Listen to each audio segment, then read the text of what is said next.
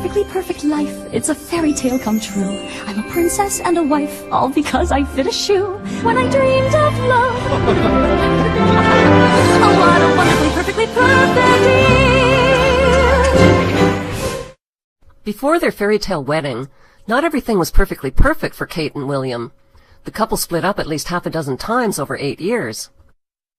Kate was even dubbed Waity Katie by the British tabloids, as she waited patiently for her prince to pop the question. When William publicly dumped her in 2007, his aristocratic fraternity pals called her the practice chick. After years of splits, reconciliations, and will they won't they speculation, William finally slid a ring onto Kate's finger. It was the used ring that belonged to his deceased mother, the same ring she wore during her doomed and loveless marriage to William's two-timing father, Prince Charles. William, on the other hand, refused to wear a wedding band and stayed as ringless as a bachelor. A husband's refusal to wear a wedding band is a big no-no for most women. How committed and in love can he be, they ask, if he won't even show off the fact that he's married? Even if their 8-year on-again, off-again relationship wasn't perfectly perfect, at least their fairy tale wedding would be perfectly perfect. The couple set their wedding date for April 29, 2011. Coincidentally, it was the exact same day as Hitler's wedding day, and it marked the 66th anniversary of Hitler's marriage to Eva Braun. And to watch U.S. television fawning, Fox, CNN, CBS, all of them, oh, it's so wonderful, no one in America can wait until next week, the way they're hyping it. 1 week until the royal wedding. This is exciting stuff. I mean, it's hard to, I mean, the energy is just palpable. Young couples get married, they're just hoping that some bank will be nice enough to give them a mortgage. Yeah. These folks have a number of palaces to pick from. NBC News is launching a free royal wedding app for the iPad. This is truly a love story that captures everybody's attention.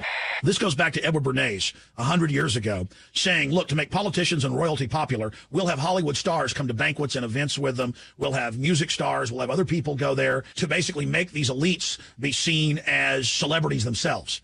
On TV screens around the globe, billions watched as the ringless William twisted, squeezed, and fumbled a gold wedding ring onto Kate's finger, but denied her the same honor. Every flag-waving commoner wanted a royal souvenir that they could take home and cherish forever and ever. Well, maybe not forever and ever. The royal condom souvenir probably won't last forever and ever.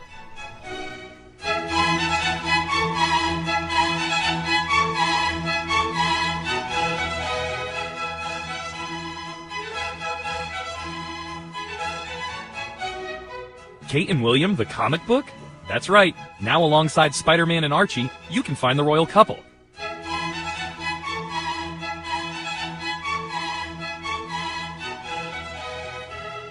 Yes, everything was perfectly perfect until the balcony kiss that royal wedding watchers waited for breathlessly.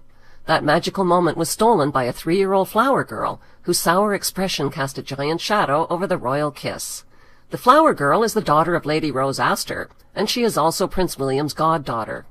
Kate finally bent down and whispered something like, "Put on a happy face and get used to it. You're ruining everything."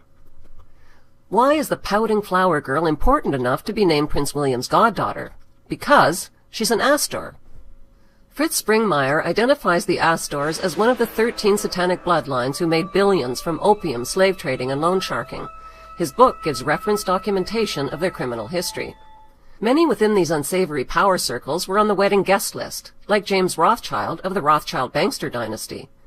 James Rothschild brought along his passed-around girlfriend, Astrid Harbord, who, according to the tabloids, had previously shagged Prince Harry. Also on the guest list was Gary Goldsmith, Kate's uncle. The tabloids report that Uncle Gary is a filthy rich, cocaine-snorting, pill-popping, porn-peddling, foul-mouthed, randy, hedonistic playboy. Here's Kate's uncle at the wedding, popping pills with his female escort. Uncle Gary Goldsmith is the younger brother of Kate's mother, Carol Goldsmith. Kate's Uncle Gary was filmed covertly by undercover reporters for the UK's News of the World at his sprawling $10 million villa on the Spanish party island of Ibiza. He named his villa Maison de Bang Bang, which is French slang for House of Sex. Guarded by MI6 agents, Prince William and his bride-to-be holidayed, partied, and yachted at Uncle Gary Goldsmith's House of Bang Bang in 2006. The undercover reporters reported that Kate's Uncle Gary entertains his guests with hardcore porn on a massive 52-inch screen. He supplies pot, cocaine, ecstasy, hookers, and door-to-door delivery. Does anyone really believe that William and Kate, just held hands and sipped tea on their bang-bang holiday? And speaking of uncles, which uncle is slimier, Kate's Uncle Gary or William's Uncle Andrew? Prince Andrew is the brother of William's father, Charles, and the son of Queen Elizabeth. He is the fourth in line to the British throne. Andrew, who was also a featured guest at William's wedding, has been exposed in the news as a client of Jeffrey Epstein. Epstein is a convicted pedophile who served up underage girls to Prince Andrew like lollipops. Epstein also gave Andrew $30,000 to help pay for his ex-wife Fergie's massive debts that she was blackmailing him for. Andrew was finally forced to step down as Britain's trade ambassador because of, number 1, his criminal behavior with underage girls, 2, a $6 million tax evasion charge, and 3, conflicts of interest from friendships with a convicted pedophile and with Libyan leader Gaddafi's son, whose country was being bombed by the British military. Mr. Chris Bryant. Thank you, Mr. Speaker. Given the circumstances that the Prime Minister describes, isn't it increasingly difficult to explain the behaviour of the UKTI Special Ambassador for Trade, who is not only a very close friend of Saif Gaddafi, but is also a close friend of the convicted Libyan gun smuggler Tariq Kaitouri? Isn't it time we dispensed with the services of the Duke of York? References to members of the royal family should be very rare, very sparing, and very respectful. We order. Despite their criminal activities, neither of William and Kate's sleazy uncles have ever been arrested or prosecuted for their crimes. They are above the law. Okay, so 2 rotten apples in the newlyweds family doesn't make them all rotten. William's brother Harry isn't such a bad bloke, is he? It can't be easy being the carrot-top younger brother and second fiddle to the perfectly perfect William, who is destined to be king. It can't be easy wondering why you look so much like James Hewitt, the man your mother publicly admitted that she cheated with while Charles was cheating with Camilla. Diana confessed her affair with Raffish Hewitt in an interview with the programme Panorama. Did your relationship go beyond a close friendship? Yes, it did. Yes. Were you unfaithful? Yes, I adored him. Yes, I was in love with him. It can't be easy hearing your real father admit that the royal family threatened to kill him. Were they threatening? Yes, they were. Inasmuch as they said that it was not conducive to my health to continue the relationship. James Hewitt says he also received warnings from Diana's personal police protection officers and members of the royal household. He says that he even had a conversation with a member of the royal family. It can't be easy hearing news reports that your mother slept around with lots of men. Barry Manicky, David Waterhouse, James Gilby, James Hewitt, Oliver Hoare, William Carling, Dr. Hasnan Khan, rock star Bryan Adams, and Muslim playboy Dodi Al-Fayed. Worst of all was the rumor that your mother got knocked up by Dodi Al-Fayed and that your family murdered her because she was an embarrassment to the crown. Harry has a lot to be angry about. It's understandable that he acted out his anger and got caught by the paparazzi drinking, drugging, brawling, groping breasts, and making racist comments about dark-skinned people. What's not so understandable is why Harry wore a Nazi uniform and a swastika armband to an upscale dress party in 2006. The news was a reminder of the royal family's links to Hitler's Nazi party, which they've tried so hard to cover up. Prince Philip is William and Harry's grandfather and the Queen's husband. He married the Queen in 1947 and changed his German name from Philip Battenberg to Philip Mountbatten to cover up his German identity. The so-called royal family which triumphed is basically German. They are seated on almost every throne in Europe. They are the Saxe-Coburg-Gotha-Battenberg bloodline, which often intermarries with the Hesse-Kassel German nobility and claim Jewish descent from the royal house of David in ancient Israel. They raise their children without love or compassion, breeding each successive generation to be at the head of a military establishment who keep an angered peace by use of fear, surveillance, and war.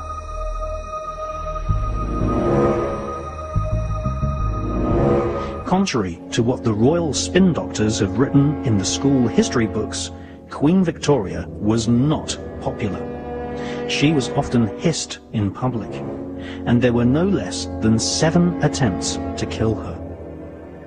Keeping the populace ignorant, using adults and children alike as virtual slaves in workhouses, providing no adequate protection against hypothermia, working every man and woman to exhaustion, and imposing a crippling poll tax was the modus operandi of Queen Victoria and all her relatives sitting on the thrones across Europe.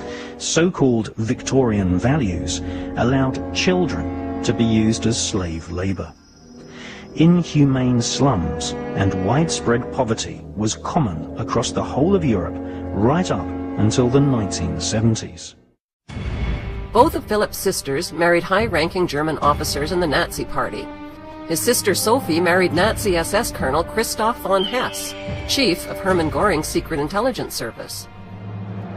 Prince Philip's German uncle, Lord Louis Mountbatten, was a central figure in secret communications between the British royal family and their pro-Hitler cousins in Germany. The authors of War of the Windsors state that Lord Louis Mountbatten had the nickname Dickie, and for good reason. Philip's uncle Dickie was the last viceroy in India, where he was a known pedophile who sexually exploited young working-class Indian peasant boys. Another book, The Kincora Scandal, connects Lord Dickie Mountbatten to a child prostitution vice ring in Belfast, Ireland. Authorities failed to intervene at the Kincora care home for boys until 1981, despite reports over the years of child sexual abuse. The operators of the Kincora child prostitution ring were eventually convicted in 1981 of the ritual sexual abuse of defenseless young boys who were sold like prostitutes. No charges were ever brought against the VIP customers of royals, politicians, lawyers, and judges. Belfast citizens finally had reason to celebrate when Prince Philip's pedophile uncle was killed by an IRA bomb planted in his boat. Lord Mountbatten was 79 years old on August 27, 1979, a day he set sail for a pleasure cruise in the Shadow 5, his 27-foot runabout. Only about 10 minutes after they set off, there was a tremendous explosion. The boat seemed to lift off the surface of the water before it splintered into a million whirling pieces. Bodies, oil, and blood rained down to float upon the water. Lord Mountbatten's grandson, Nicholas, and the boat boy were both dead, floating face down in the water. Lord Mountbatten himself had both of his legs nearly torn off by the blast, and he was still alive, but he died very shortly thereafter in the boat that rescued him. Lord Louis was, of course, accorded a magnificent funeral in Westminster Abbey, where he lay in state for days before his final burial and interment. One of the British tabloids said simply on the banner headline, "These evil bastards." What kind of childhood did the Queen's German husband, Prince Philip, have? The answer can be found in a biographical book called Elizabeth, Behind Palace Doors. Philip's mother was Princess Alice Battenberg, granddaughter of Queen Victoria. She was diagnosed as a paranoid schizophrenic and committed to a mental institution in Switzerland. Philip's German father ran off with a wealthy mistress, which left the boy parentless. Philip's uncle, George Mountbatten, became his surrogate father and legal guardian.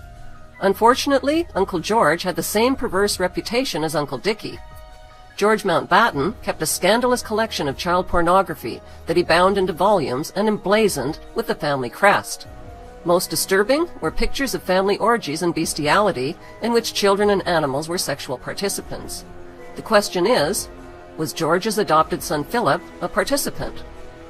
George Mountbatten's porn collection now resides at the British Museum, where it is kept in a hidden repository of artifacts deemed pornographic and unfit for public viewing.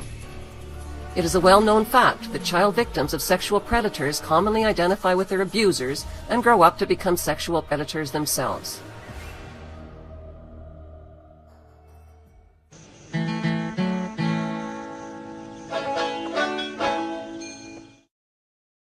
Like her husband, Prince Philip, Queen Elizabeth came from a royal family of name changers, and for precisely the same reason, to cover up their German identity. Before 1917, the British royals bore the German name of Saxe-Coburg-Gotha, which was changed to the more British-sounding name of Windsor. The Queen and Philip are both the great-great-grandchildren of Queen Victoria, who married her German first cousin. That makes Elizabeth and Philip inbred kissing cousins. According to genetic researchers, marrying your relatives is not a very good idea, and here's why.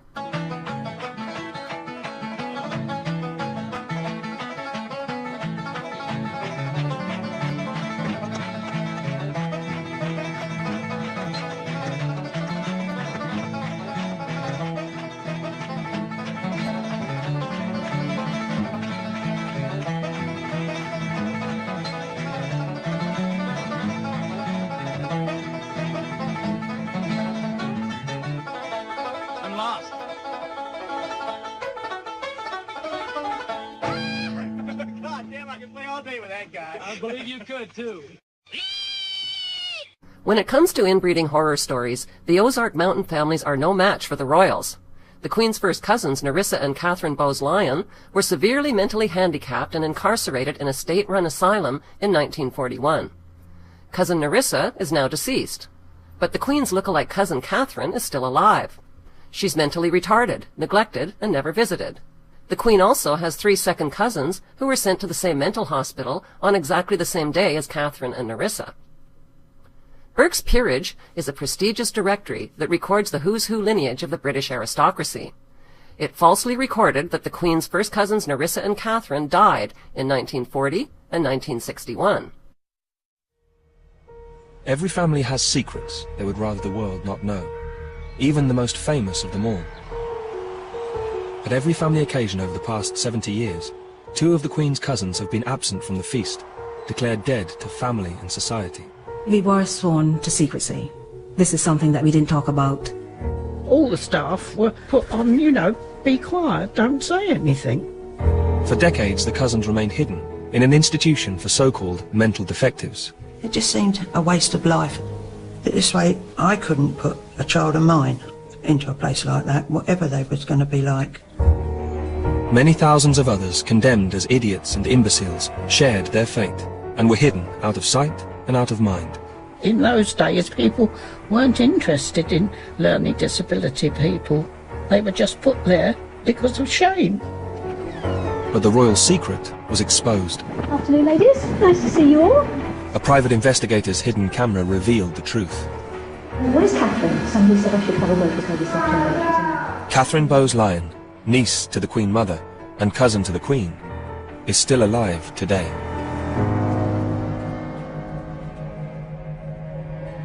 Sheila Rule had cared for Nerissa and Catherine for over a decade, and was one of the few to attend Nerissa's funeral.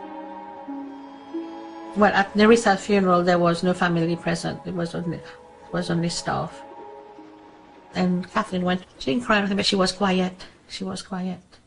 Of course she must feel like there's something not right. There was no connection with the royalty, and that's no credit to them. They could have given her a very lavish funeral, really. But they didn't. And she had a pauper's grave.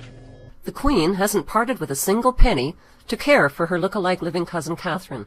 No birthday gift, no Christmas card, not a single visit from the Queen or royal family in 60 years. Nerissa and Catherine are not the only mentally defective relatives of the Queen. The Queen's great-uncle, Prince Albert Victor, was mildly retarded and partially deaf. He was also a suspect in the murderous rape of slum prostitutes using a carving knife. The Queen's grandfather, King George V, had an epileptic son. When the boy suffered an epileptic seizure at age 4, the King hid him in an isolated farmhouse. The boy never saw his royal parents again and reportedly died in his sleep. King George III was the Queen's 3rd great-grandfather. Because of his prolonged episodes of severe psychosis, he was put in a straitjacket behind bars at Windsor Castle, where he became progressively insane and blind. Queen Anne and George IV inherited the same genetic madness. The Queen's mother-in-law, Alice Battenberg, had visions that she was Christ's bride. She was diagnosed as a paranoid schizophrenic and committed to an asylum in 1930. Alice is Prince William's great-grandmother. Hollywood and the palace spin doctors invest millions in propaganda movies that rewrite history to make the world forget the crimes, cruelty, madness, and the heartless past of the British royals.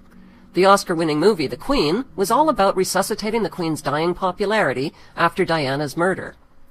Another propaganda Oscar winner, The King's Speech, focused on the Queen's father, King George VI, and his speech impediment. The movie failed to mention royal inbreeding as a cause of his disability. Monarchy movies sell the belief that the royals are sensitive, caring, human, and deserving of worship and taxpayer support. In mid-October of 1964, kissing cousins Elizabeth and Philip paid a royal visit to a Catholic residential school for Aboriginal children in Kamloops, British Columbia, Canada. William Coombs was 12 years old at the time of the royal visit. "I was an inmate at the Kamloops school when we were visited," said Coombs. "I remember it was strange because they came by themselves, no big fanfare or nothing. But I recognized them, and the school principal told us it was the Queen, and we all got given new clothes and good food for the first time in months the day before she arrived." The day the Queen got to the school, I was part of a group of kids that went on a picnic with her and her husband and some of the priests. We went down to a meadow near Dead Man's Creek. I remember it was weird because we all had to bend down and kiss her foot, and she was wearing a white lace boot. After a while, I saw the Queen and her husband leave the picnic with 10 children from the school, and those kids never returned. They took away those 10 kids and nobody ever saw them again. We never heard anything more about them, and we never met them again even when we were older. They were all from around there, but they all vanished. The group that disappeared was 7 boys and 3 girls in age from 6 to 14 years old. They were all from the smart group in the class. 2 of the boys were brothers, and they were Mady from Quesnel. Their last name was Arnoux, or Arnold. I don't remember the others, just an occasional first name like Cecilia, and there was an Edward. What happened was also witnessed by my friend, George Adolph, who was 11 years old at the time and a student there too. But he's dead now. William Coombs, the sole survivor, was scheduled to appear as the star witness at the International Tribunal into Crimes of Church and State in London, England. But William Coombs never made it to the tribunal. He died of unknown causes shortly before he was scheduled to testify.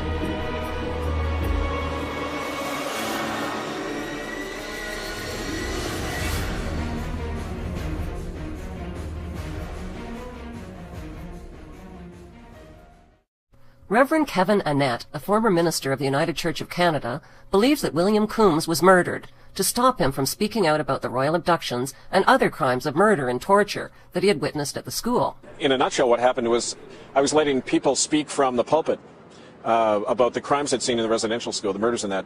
I also found out about the land deals that were happening where the church was selling off native land to big logging companies for kickbacks. And I wrote a letter about that to the church. I was fired without cause and eventually thrown out of the church without any due process at all. But that one thing led to another, and I began to work a lot more with the survivors after that, the eyewitnesses to these crimes. The Queen and Philip's trip to Canada isn't the only shopping trip they took in the 1960s. In 1961, the couple went on another shopping spree, not for children this time, but for tigers and elephants.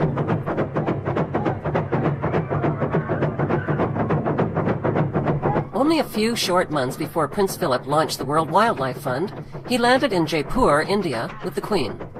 The royal pair slipped into matching safari jackets and journeyed into India's Rajasthan jungle.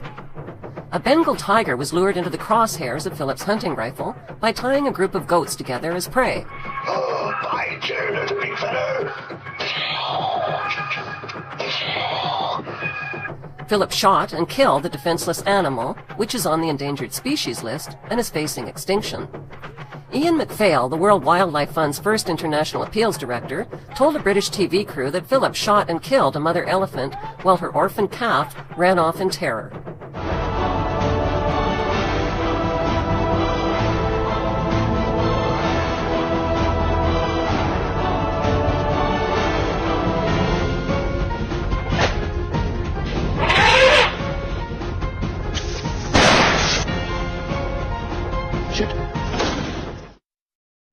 Prince Philip co-founded the World Wildlife Fund in 1961 with former Nazi SS officer Prince Bernhard of the Netherlands. Bernhard also helped found the Bilderberg group of politicians, royals, and banksters who meet annually for secret talks. Prince Philip, a couple of months before the WWF was founded in 1961, went on a hunt, a tiger hunt, in northern India and slaughtered a bunch of tigers. Now, of course, the tiger is precisely what they're saying is going extinct. The Indian tiger is going extinct now. Now, there's a total uproar around the world about Prince Philip killing all these tigers. So as he continued on his travels, he put a bandage on his trigger finger.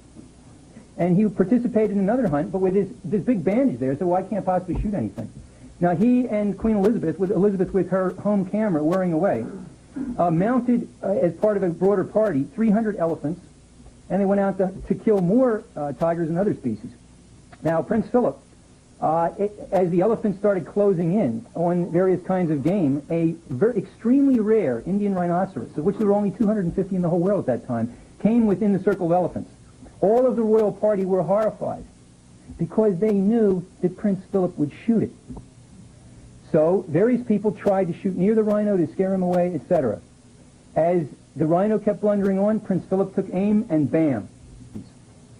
The WWF, at its founding in 1961, took under its wing, in particular, the African elephant, the African rhino, the Indian rhino, the panda, and a few others.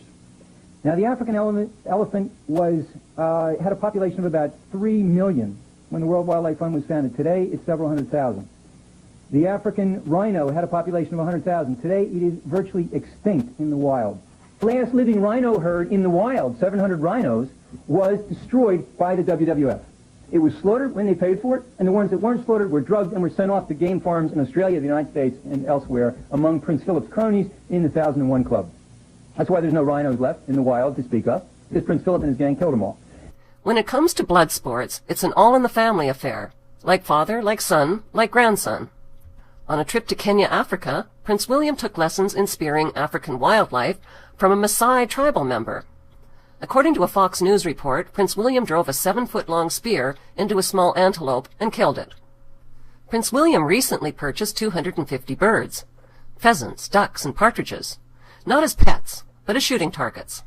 As the birds were set free, William shot them out of the sky like skeet at the Queen's Sandringham estate. Prince William and Daddy Charles set packs of bloodhounds after foxes in Highgrove. It's jolly good fun chasing after terrorized foxes on horseback and watching the bloodhounds tear them to shreds.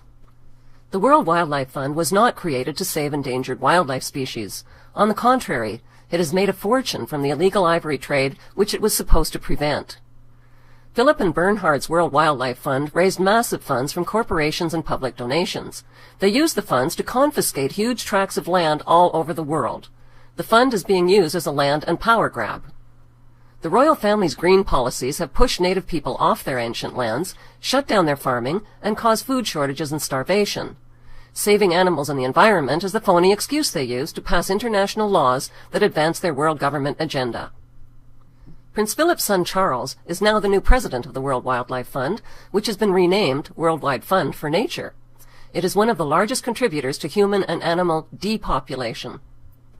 The so-called conservation parks in Africa and elsewhere are covertly used to train terrorist groups and mercenaries. These paid mercenaries cross borders, start civil wars, and commit genocide in places like Rwanda and Kenya.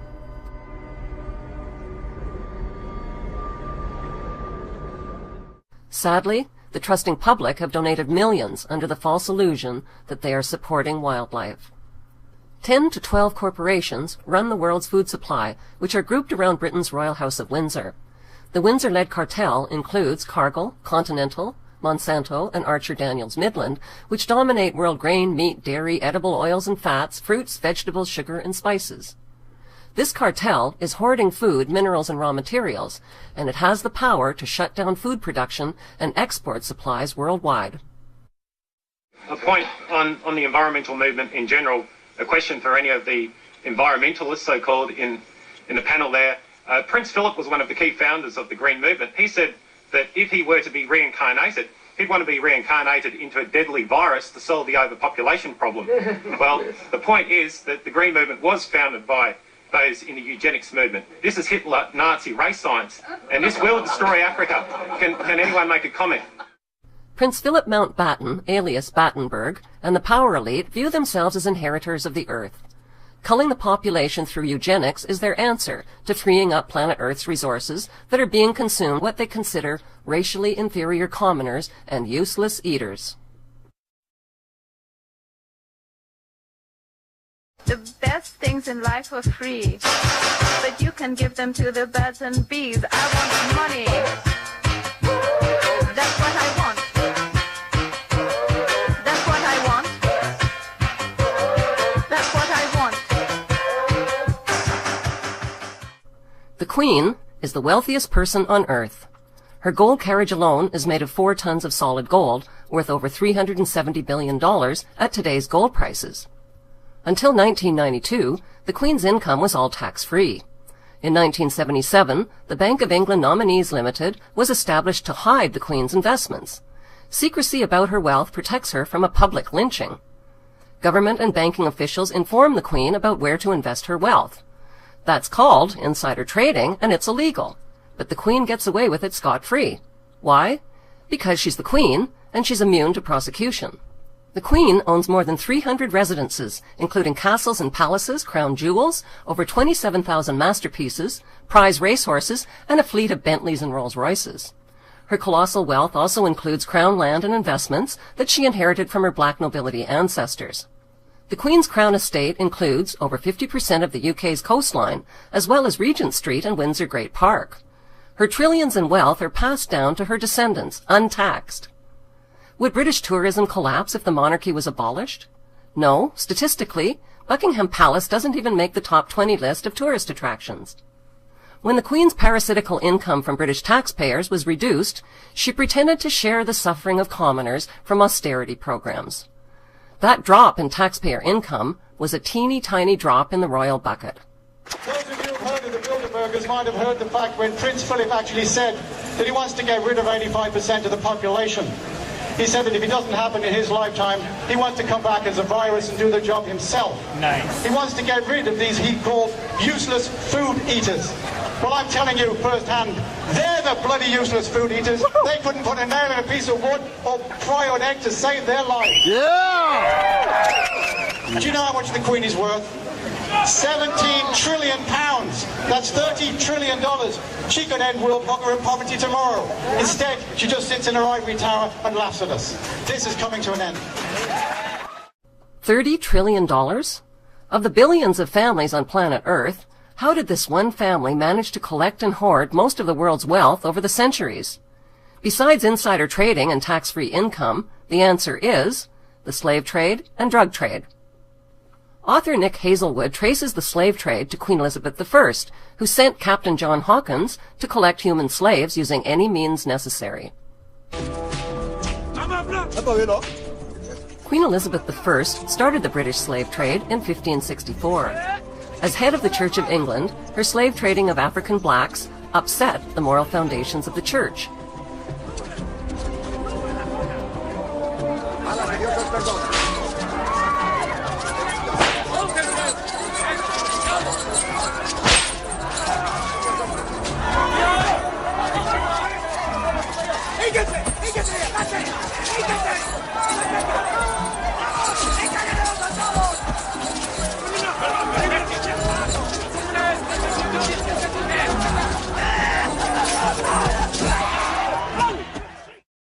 Queen Elizabeth II is now head of the Church of England.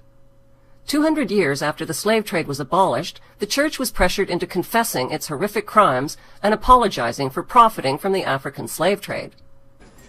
At first, the Queen and the Church only admitted to owning slaves and plantations, but the public soon discovered that the Church had given their blessing to something far worse. The Church had approved the beating, mutilation, rape, kidnapping, and murder of tens of millions of Africans by declaring that Africans had no soul. This gave the Church a divine license to profit from their diabolical crimes. Queen Elizabeth I was Britain's first slave trader and the head of the Church of England. Today, the public is demanding that Queen Elizabeth II remove Queen Elizabeth I from the crypt in Westminster Abbey. Even more lucrative than Queen Elizabeth's slave trade was Queen Victoria's drug trade. Opium was grown and manufactured in the British-owned opium factories of British India. China banned the importation of opium, but once the British monarch secured a drug trade monopoly, over 17,000 illegal chests of opium worth millions were forced onto the Chinese population. The British waged 3 drug wars on China to force them to pay for the illegally imported opium. China's emperor didn't stand a chance against the British East India Company gunboats and Royal Navy.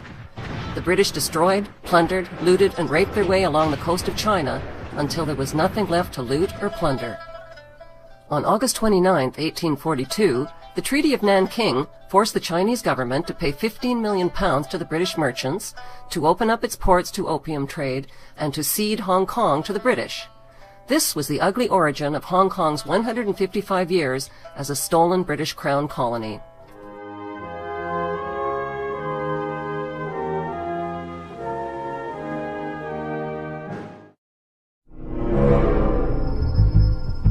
There are people who believe that they have a God-given right to rule over others.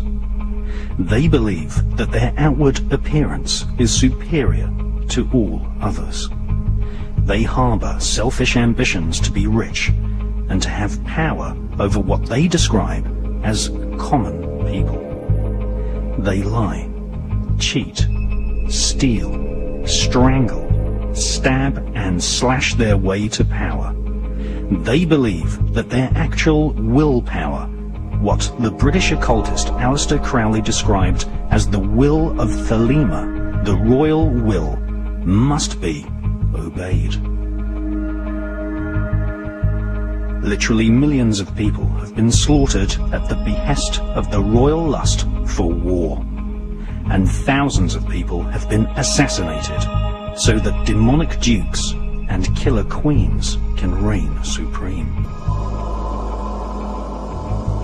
This cabal of crowned killers use the global network of secret societies, loosely described as the Illuminati, to do their bidding and killing.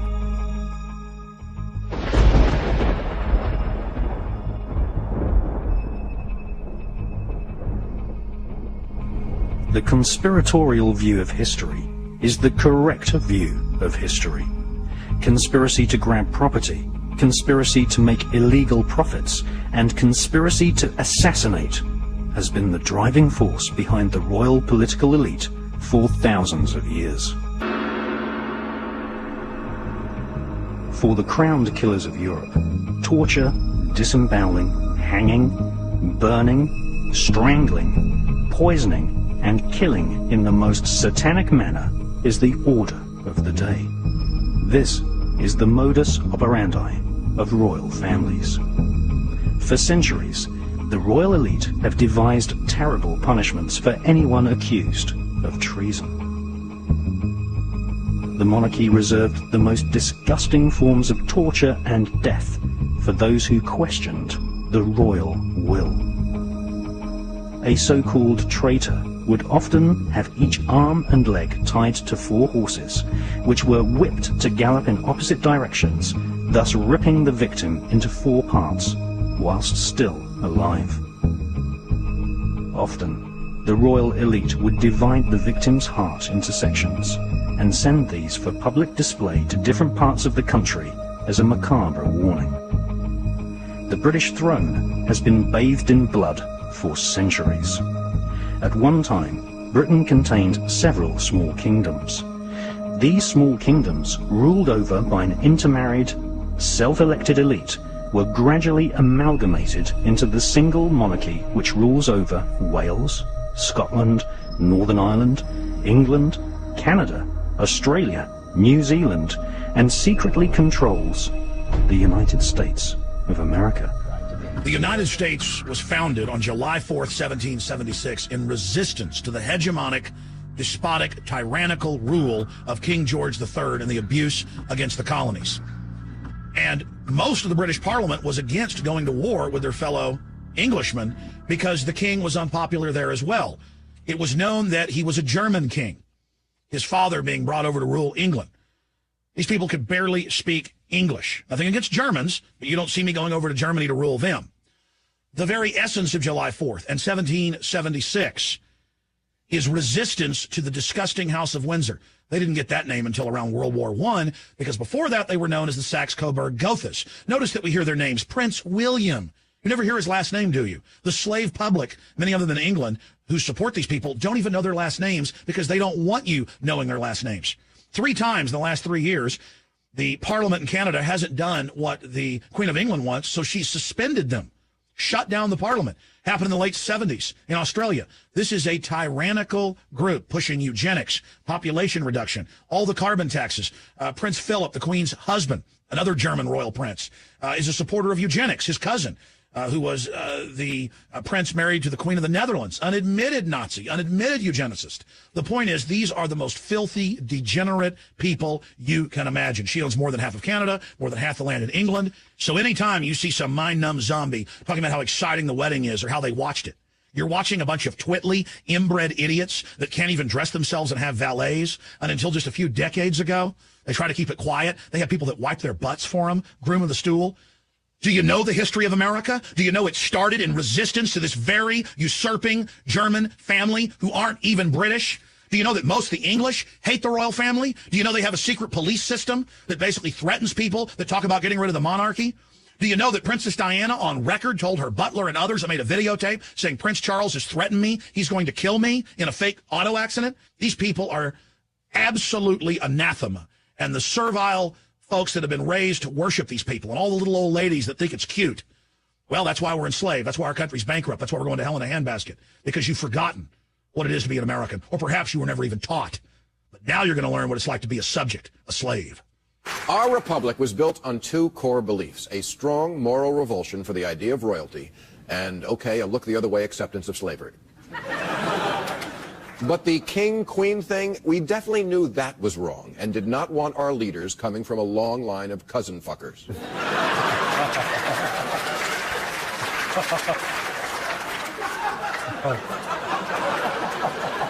Americans get so excited when they meet royalty, but the royal protocol should be offensive to any free humanist. When you meet the princess, bow slightly at the waist, don't look in her eye, do not offer your hand unless she offers her first. Gosh, I hope all that blends well with my protocol, where the people I meet have to blow me.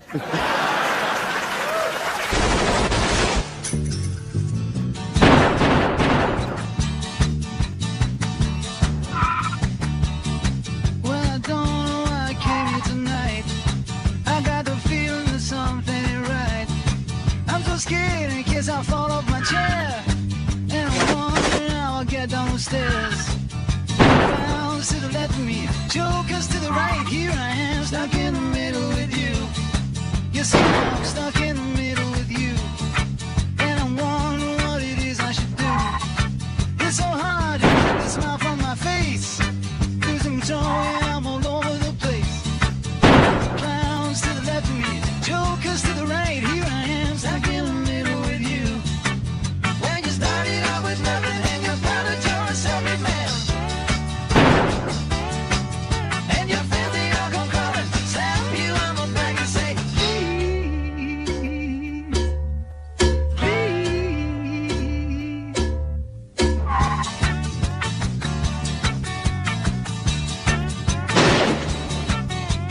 trying to make some sense of it all, but I can see it makes no sense at all. Is it cool to go to sleep on the floor? 'Cause I don't think that I can take anymore. Clowns to the left of me, jokers to the right. Here I am, stuck in the middle with you.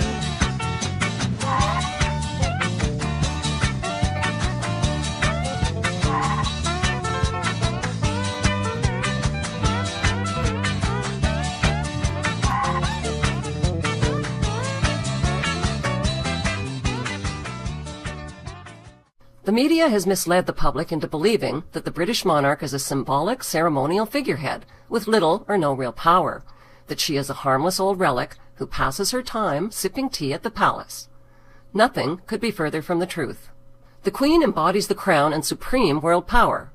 Presidents of the United States are forbidden any title of nobility and are subservient to the monarch. Prime ministers in Commonwealth nations like Canada and Australia are her prime ministers, and she is their head of state.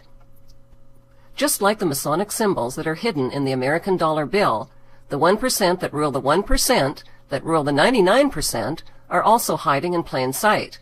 They are hiding by reigning instead of ruling. The British monarch reigns, but she has chosen not.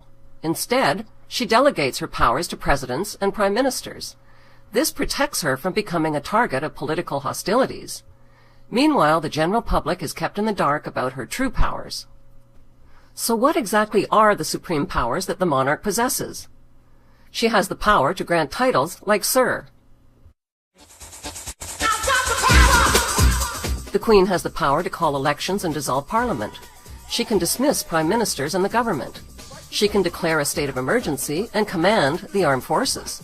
She can even declare war through her prime minister without even the consent of Parliament. There's a reason why the Queen's image appears on more coins, stamps, and paper currency than any other head of state in world history. And it seems to me you lived your life like a candle in the wind, never fading. In my opinion, there can be no doubt that she was actually murdered. As she used to say to me, I'm trouble to them. I won't go away. I won't go quietly.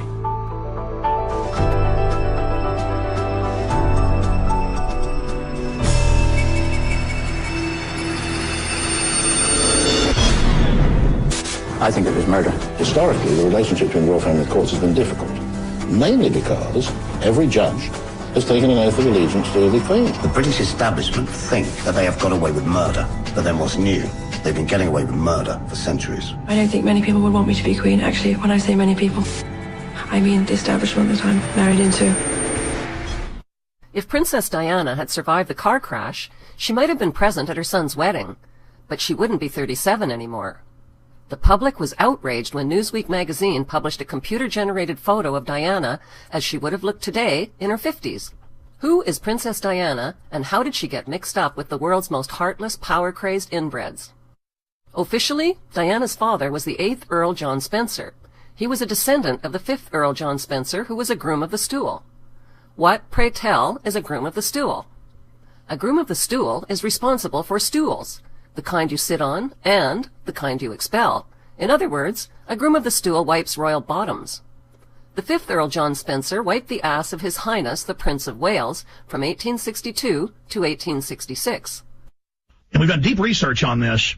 They still have their butts wiped for them. Now, if you don't believe me, you Google groom of the stool. You cannot make this up. You will be reading mainstream university websites, mainstream news articles.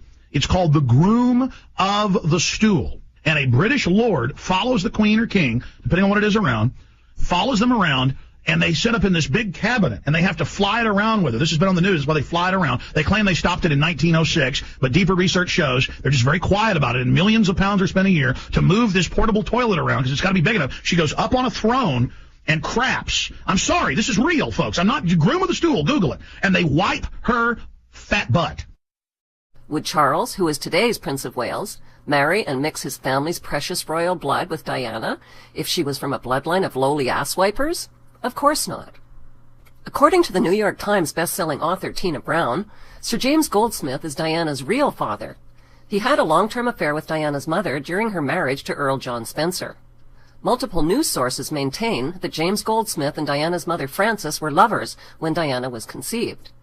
Diana's mother was deeply unhappy in her marriage to Earl John Spencer, who drank heavily and acted beastly towards her. She finally divorced him and remarried in 1969. What kind of a man was James Goldsmith, the alleged real father of Princess Diana? Goldsmith was a Jewish bankster and one of the 20 wealthiest men in the world. Despite his criminal money laundering and bankruptcy schemes, he was never charged with anything. Why? Because Goldsmith was a ruthlessly vulgar man who was above the law. But people are upset by vulgarity. And vulgarity is to some degree a sign of vigor. It means that new people, coming from nowhere, are making it. It's the old American dream. Anybody can become a millionaire. So if we want change, if we want vigor, we're going to have vulgarity. It's one of the things which irritates, but which is necessary. James Goldsmith's ancestors were neighbors of the Rothschild banksters in Frankfurt, Germany. The Goldsmith and Rothschild families intermarried. Princess Diana shared a striking family resemblance to James Goldsmith's 3 children, Zach, Ben, and Jemima. They are allegedly Diana's half-brothers and sister. Diana most closely resembles Zach Goldsmith. How close are the Goldsmiths to the Rothschilds nowadays? The best things in life are free, but you can give them to the birds and bees. I want money. In 2003, Diana's alleged half-brother Ben Goldsmith married Kate Rothschild. That's what I want. Your love gives me such a thrill, but your love won't pay my bills. I want money. Diana's other alleged half-brother, Zach Goldsmith, is a wealthy British MP who inherited $600 million from Daddy Goldsmith. He has been living with his mistress, Alice Rothschild. This Rothschild-Goldsmith couple is also expected to marry. Jemima Goldsmith was Princess Diana's very best friend and confidant. A women's weekly magazine called New Idea Australia created a furor in Britain when it published a story about Jemima and Diana being sisters. The magazine was quoted as saying that the sister secret has been known within British aristocratic circles for 40 years. News reports that both Diana and Jemima were fathered by billionaire tycoon Sir James Goldsmith were widely circulated all over Australia and Britain. It is a well-known fact that during Diana's unhappy marriage to Charles, she sought comfort not from the Spencers, but from her surrogate family, the Goldsmiths. Never fading with the sunset when the rain set in, and your footsteps will always fall here along England's greenest hills. Your candles burned out long before your legend ever will. Goldsmith, Goldsmith. Where have we heard the name Goldsmith before? Oh yes, Carol Goldsmith, the mother of Kate. The name Goldsmith is quintessentially a Jewish name, which suggests that Kate has Jewish ancestors. Since Jewish identity is passed down through the mother's line, there is speculation that Kate is somewhat Jewish. Kate's uncle Gary is also a goldsmith. He is her mother's extremely wealthy drug-dealing, porn-peddling brother, whose house of Bang Bang is a popular vacation destination for Kate and William. The media painted Kate as an ordinary commoner like Cinderella. But how many ordinary commoners have a mother with enough influence and money to send their daughter to the same posh university as Prince William? Yes, Kate's mother is a goldsmith, all right, and there's plenty of evidence that William's mother, Diana, was also a goldsmith. Do William and Kate have a common ancestor? A goldsmith from Frankfurt, Germany, perhaps? That would make Kate and William kissing cousins like Philip and Liz. Now that Kate is married to William, what is her married surname? Since William is the son of Prince Charles, who is the son of Prince Philip Mountbatten, whose real German surname is Battenberg, then technically William is a Battenberg, and so is Kate. Diana's family story wouldn't be complete without viewing her mother's side of the family tree. Diana's mother's name is Frances Roche. Her grandmother, Ruth Roche, served the Queen as a woman of the bedchamber. Where did the name Roche come from? There is speculation that Princess Diana is a descendant of Jacob Frank, the infamous 18th century rabbi who claimed to be the reincarnation of the false Jewish Messiah, Sabbatai Zevi. Jacob Frank had a son named Rochus Frank who reversed his name and became known in Europe as Frank Roche. Diana's mother's name, Frances Roche, is the female equivalent of the name Frank Roche. Gonna be a mighty king, so enemies beware. Well, I've never seen a king or beast with quite so little hair. Oh, I just can't wait to be king. For Charles, the royal marriage to Princess Diana on July 29, 1981, had nothing whatsoever to do with love. It was an arranged marriage for the concealed purpose of joining the Windsor bloodline with the Goldsmith-Rothschild bloodline. When an interviewer asked the royal couple if they were in love, Diana shyly answered, "Of course." And Charles rudely answered, "Whatever in love means." And I suppose in love. Of course. Whatever in love means. In November of 1981, the palace announced that the princess was pregnant. Diana's struggle with her health proved doubly difficult. Sick the whole time, bulimia and morning sickness. People tried to put me on pills to stop me being sick. I refused to take the responsibility that if the child appeared handicapped, I wasn't going to take responsibility.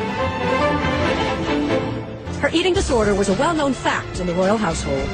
The bulimia was evident, I think, to anybody who'd known her before and then subsequently saw her, and she became thinner and thinner. New Year's 1982. Just 5 months into their marriage, pregnant Diana was feeling wretched. Their relationship continued to unravel. She felt Charles was incapable of understanding her turmoil. She threatened to take her own life. Charles said I was crying wolf, and I said I felt so desperate and I was crying my eyes out. And he said, "I'm not going to listen, you're always doing this to me." He said, "I'm going riding now." So I threw myself down the stairs. Bearing in mind I was carrying a child. Queen comes out, absolutely horrified, shaking, she's so frightened. I knew I wasn't going to lose the baby, quite bruised around the stomach. And Charles went out riding, and when he came back, it was just dismissal, total dismissal. It was one of several half-hearted suicide attempts she would make over the next decade. She revealed on the tapes that she had tried to cut her wrists and had thrown herself into a glass cabinet at Kensington Palace. I was very ill. We were trying to hide that from everybody. I had to come down for treatment because I was so depressed and I was trying to cut my wrist with razor blades. And she recalled another incident. After 5 years of being married, my sister Jane came up to see me and I had a V-neck on and shorts. She said, "Dutch, what's that marking on your chest?" And I said, "Oh, it's nothing." She said, "What is it?" And the night before, I wanted to talk to Charles about something. He wouldn't listen to me, so I was crying wolf. So I picked up his penknife off his dressing table and scratched myself heavily down my chest and my both thighs. There was a lot of blood, and it hadn't made any reaction whatsoever. Suicide attempts or desperate calls for help. It didn't much matter, Diana said. No one was listening. The media interest in the impending birth was intense. So much so that Diana couldn't handle the pressure and wanted labor to be induced. But she recalled, it was difficult to schedule a birth date around the father-to-be's polo matches. When we had William, we had to find a date in the diary that suited him and his polo. Because William had to be induced, but I couldn't handle the pressure any longer. It was becoming unbearable. It was as if everybody was monitoring every day for me. Anyway, the boy arrived, great excitement, thrills, everyone was absolutely on high as a kite. We found a day that Charles could get off his polo pony for me to give birth. That was very nice. I felt very grateful about that. As Britain celebrated its new heir, This is in marvelous form. Diana retreated into depression. Came home, and then postnatal depressions hit me hard. And it wasn't so much the baby that had produced it, it was the baby that triggered off all else that was going on in my mind. Boy, was I troubled. The birth of Prince William Arthur Philip Louis Windsor on June 21, 1982, was not a natural birth. It was an induced birth on the summer solstice, when Druids, witches, and Satanists gather and celebrate at pagan sites throughout Scotland, England, and Wales. The intense celebrations carried on far into the night, with sexual orgies, sacrifices, black masses, and satanic worship on the longest day of the year.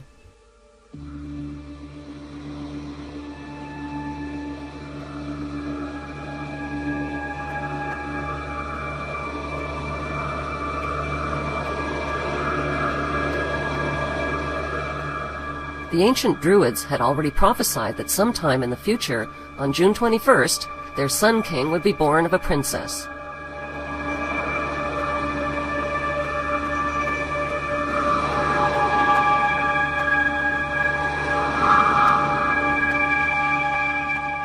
William's induced birth was not only accompanied by a solar eclipse, but by an even rarer lunar eclipse and by strange alignments of the stars and planets. Diana was the name of the ancient moon goddess who gave birth to the sun.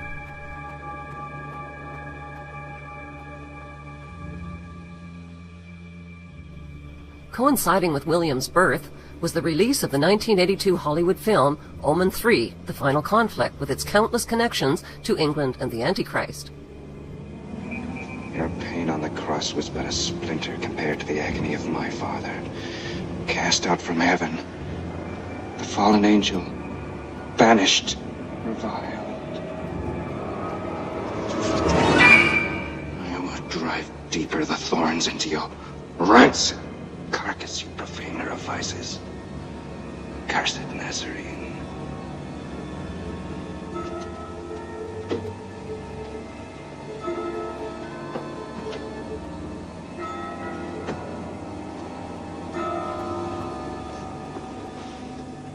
Satan, I will avenge thy torment by destroying the Christ forever.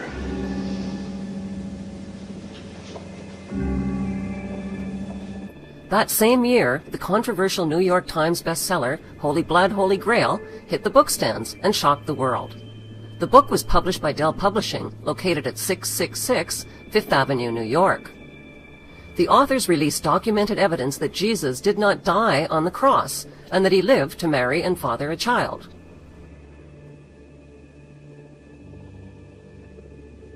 The authors also claimed that Israel's royal bloodline of King David was passed down through Jesus' daughter, who married into French Merovingian royalty. Kitty Kelly's book, The Royals, reveals that the late Princess Diana was a descendant of the Merovingian kings.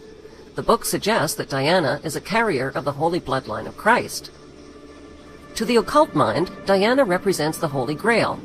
She is the receptor of Christ's blood, which is said to have survived the ages. The Knights Templar and secret brotherhoods are reportedly the unseen hands that have protected the holy bloodline through the rise and fall of empires, until it reaches its final recipient, who will rule in the name of Christ. Sir Lawrence Gardner is the best-selling author of Bloodline of the Holy Grail. Gardner claims the resurrection of Jesus was a hoax perpetrated by the Church. The Church falsified the Gospel record so they could justify their existence as holy mediators between the people and the resurrected Christ. Dan Brown's explosive bestseller, The Da Vinci Code, sold over 80 million copies and was translated into 44 languages. The book reaffirmed that Jesus fathered a child with Mary Magdalene, and that his bloodline was passed down to European royalty. But the book didn't say which European royalty. They let the audience take a wild guess. What messages did the Da Vinci Code and movie sell to audiences around the world? Message number 1. The Holy Grail is not a physical cup. The Holy Grail is a woman, namely Mary Magdalene. The Holy Grail cup symbolizes her womb and the surviving bloodline of Christ. Message number 2. Mary Magdalene was not a prostitute. That story was invented by the Church to hide the intimate relationship between Christ and Mary Magdalene. Message number 3. The Grail relics hidden by the Knights Templar included documents and the actual bones of Mary Magdalene as proof. Message number 4. At the time of the crucifixion, Mary Magdalene was pregnant. After the crucifixion, she fled to Gaul, which is now France, where she gave birth to a daughter named Sarah. Message number 5. Sarah eventually married into Merovingian royalty. The Merovingians are carriers of the holy bloodline of Jesus and Mary Magdalene. Message number 6. To this day, the Knights Templars are devoted to returning a descendant of Christ's lineage to the throne of Jerusalem. They have passed on the secret through an underground network of secret societies that include the Priory of Zion. Leonardo da Vinci was a member of the Priory of Zion. Message number 7. Da Vinci knew the Grail secret, and he coded it into his masterpiece painting, The Last Supper. The figure seated next to Jesus is not a man, but a woman. She is Jesus' wife, Mary Magdalene. Another world-famous artist also hid the Grail secret in his work. Frederick Bartholdi was a 33rd degree Freemason. He was commissioned by the Freemasons of France to create a monolithic statue as a gift to the Freemasons of America. Like Da Vinci, Bartholdi's masterpiece hid the secret in plain sight. He created a statue of Mary Magdalene in an advanced state of pregnancy. The statue has nothing whatsoever to do with liberty.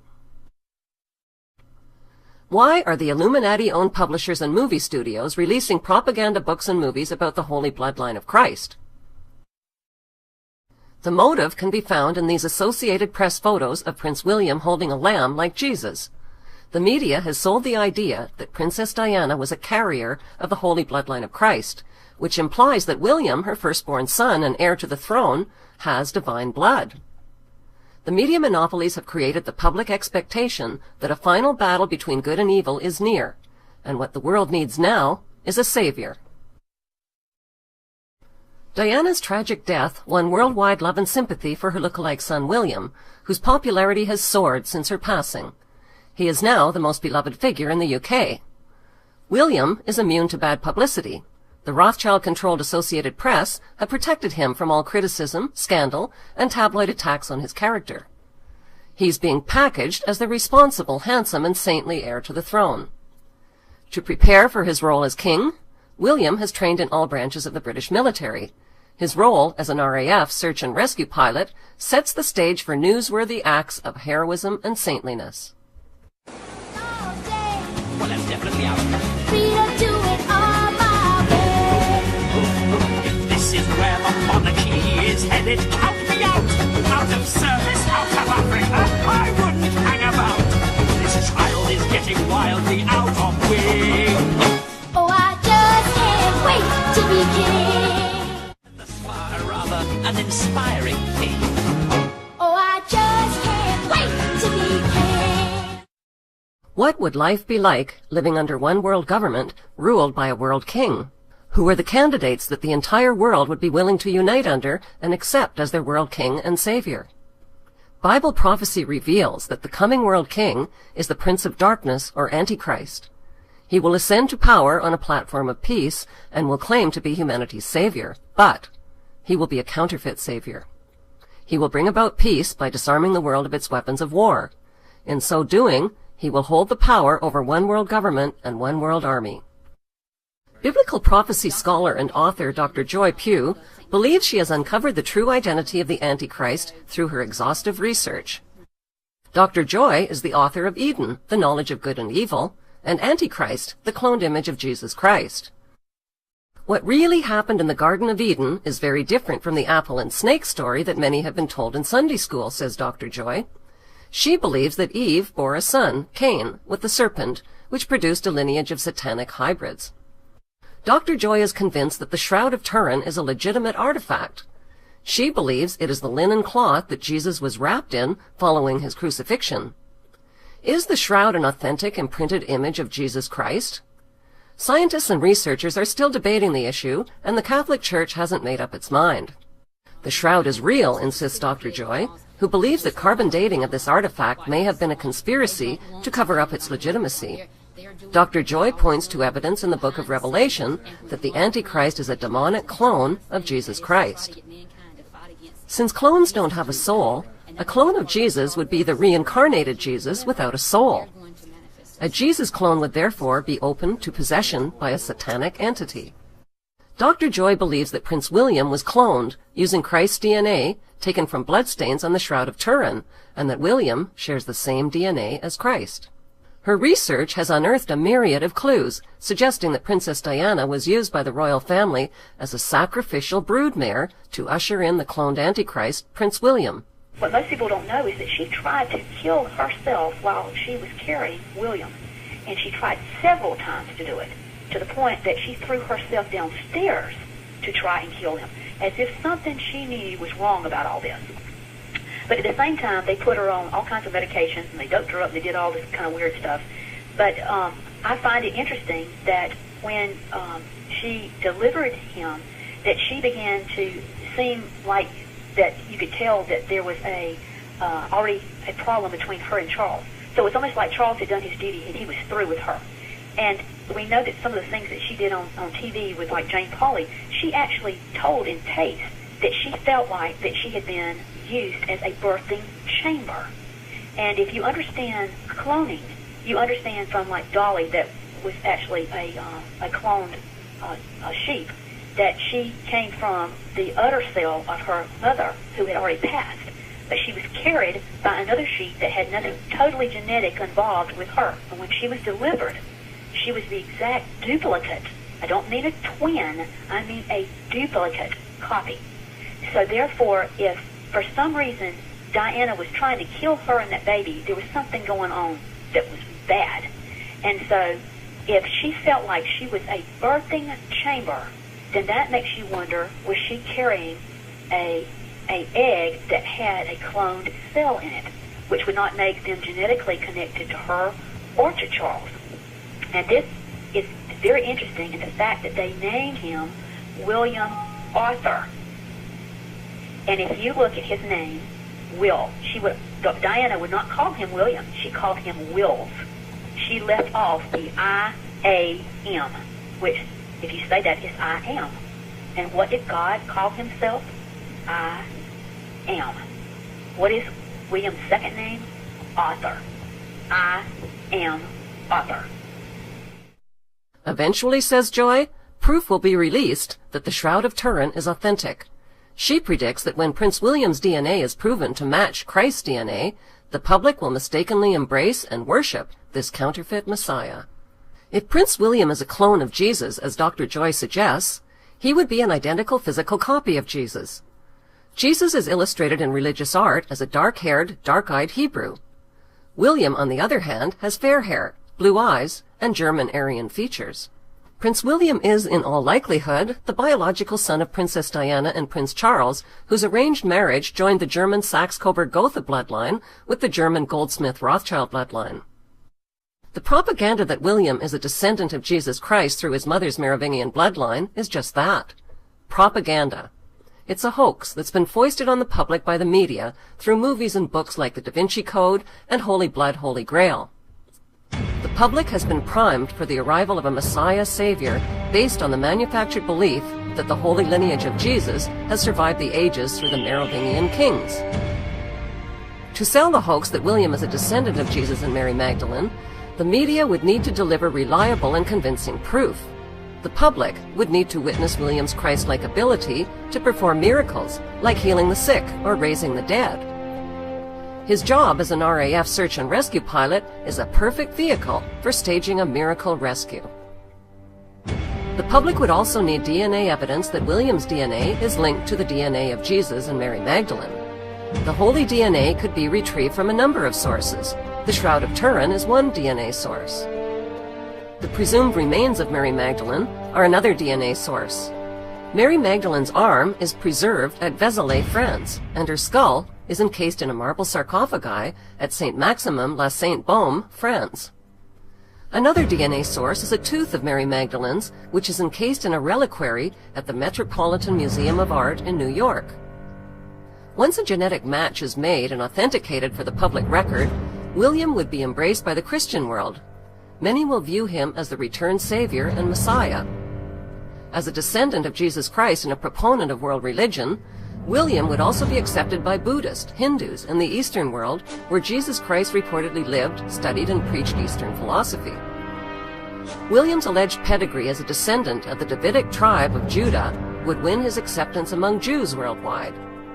He would also be accepted by worldwide Freemasonry and secret societies, which he is a member of. When William's mother reportedly died in a Paris car crash in the arms of a Muslim man, the hearts of the entire world went out to him, including the Muslim world, where he is adored. William, the handsome, charismatic, and charitable heir to the British throne, is already loved, trusted, worshipped, and adored by the masses. Considering all of the possible candidates that the entire world might be willing to unite under as their world king, Prince William is the most eligible candidate.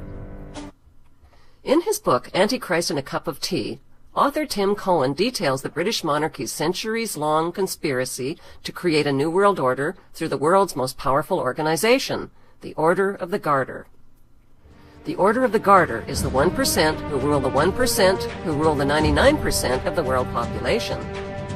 Founded in 1348, the Order's membership is limited to Charles, the Prince of Wales, the Sovereign Queen, and no more than 24 knighted companion members at any one time. The Order of the Garter is the parent organization of worldwide Freemasonry. When a Mason receives his 33rd degree, he swears allegiance to the Order of the Garter. The Order of the Garter is the absolute core leadership of the Priory of Zion, the Knights Templar, Scottish Rite Freemasonry, the Rosicrucians, and the powerful Committee of 300. This medieval order is a precursor to the coming establishment of the New World Order Round Table. On April 23, 2008, Prince William, whose second name is Arthur, became the 999th member of the Order of the Garter. 999 is the mirror image of 666. News sources reported William was the 1,000th member instead of the 999th member after the name of the founder was added on. The Knights of the Order of the Garter would serve as the Knights of King Arthur's Circle of the Round Table once Prince William Arthur is crowned Divine King and World Ruler. The motto of the Order of the Garter is an evil curse, Honi soit qui mal y pense, which means, evil unto him who thinks evil of it. The it refers to evil itself, so the true translation of the curse is, evil unto him who thinks evil of evil. The garter is an emblem of a witch's coven and of witchcraft, which was practiced by the founder of the order, King Edward III. Prince Charles' coat of arms incorporates the Order of the Garter motto and emblem as well as the red dragon. The red dragon is mentioned only once in the book of Revelation to denote Satan. The scriptures describe the spirit of the Antichrist as a red dragon, rising up from its otherworldly abyss, and foreknowing its target, possesses the prince, and gives him his power and his throne and great authority. A red dragon is found in the top right quadrant of the shield on William's coat of arms, but it's partially hidden by a white horn. In the book of Revelation, the beast is described as being like a leopard, with the feet of a bear and the mouth of a lion. On the left side of William's coat of arms, the beast that is holding up the shield fits the biblical description perfectly. The beast has the body of a leopard, the feet of a bear, and the mouth of a lion. At the top of William's coat of arms is another lion. This dominating lion symbolizes the one world ruler who is the king above all kings. Notice how this ruling lion is detached, like the capstone of the Egyptian pyramid on the U.S. dollar bill. It is waiting to be attached when the world king starts his rule. The unicorn on the right side of William's coat of arms symbolizes purity of heart and imagination. The unicorn is chained, which symbolizes the bondage of the heart and mind. Note how the chain leads from the unicorn's crown to the earth and binds it. The unicorn is the counterfeit Christ, says Tim Cohen in his book, The Antichrist in a Cup of Tea. The book of Revelation predicts that the beast will force everyone to receive a mark on their right hand or forehead. Today, the mark of the beast is an implantable satellite-linked microchip called the X mark, which stores your financial, medical, and personal history and can track you anywhere on the planet. It is capable of enslaving the world so that no one can buy or sell or even participate in society without being marked. Prince William had an electronic chip implanted in his right hand in 1995. Let's take another look at the AP photos released by Buckingham Palace of William holding a lamb like Jesus. Notice how William is symbolically holding up the cloven hoof of the lamb. Satan is commonly illustrated with cloven hooves. Prince William is being promoted as the Lamb of God, like Jesus, in the Associated Press photo. Art and literature describe the Antichrist as handsome and charming and a master of lies and deception. Why is Prince William holding up a cloven hoof in the photograph? Those with knowledge of the occult understand the message in this photo, which identifies William as the Antichrist. On June 9, 2011, Prince William and Kate attended an elite royal gala event at Kensington Palace. The overhead hologram appears to be a demon eating the head off of a lamb.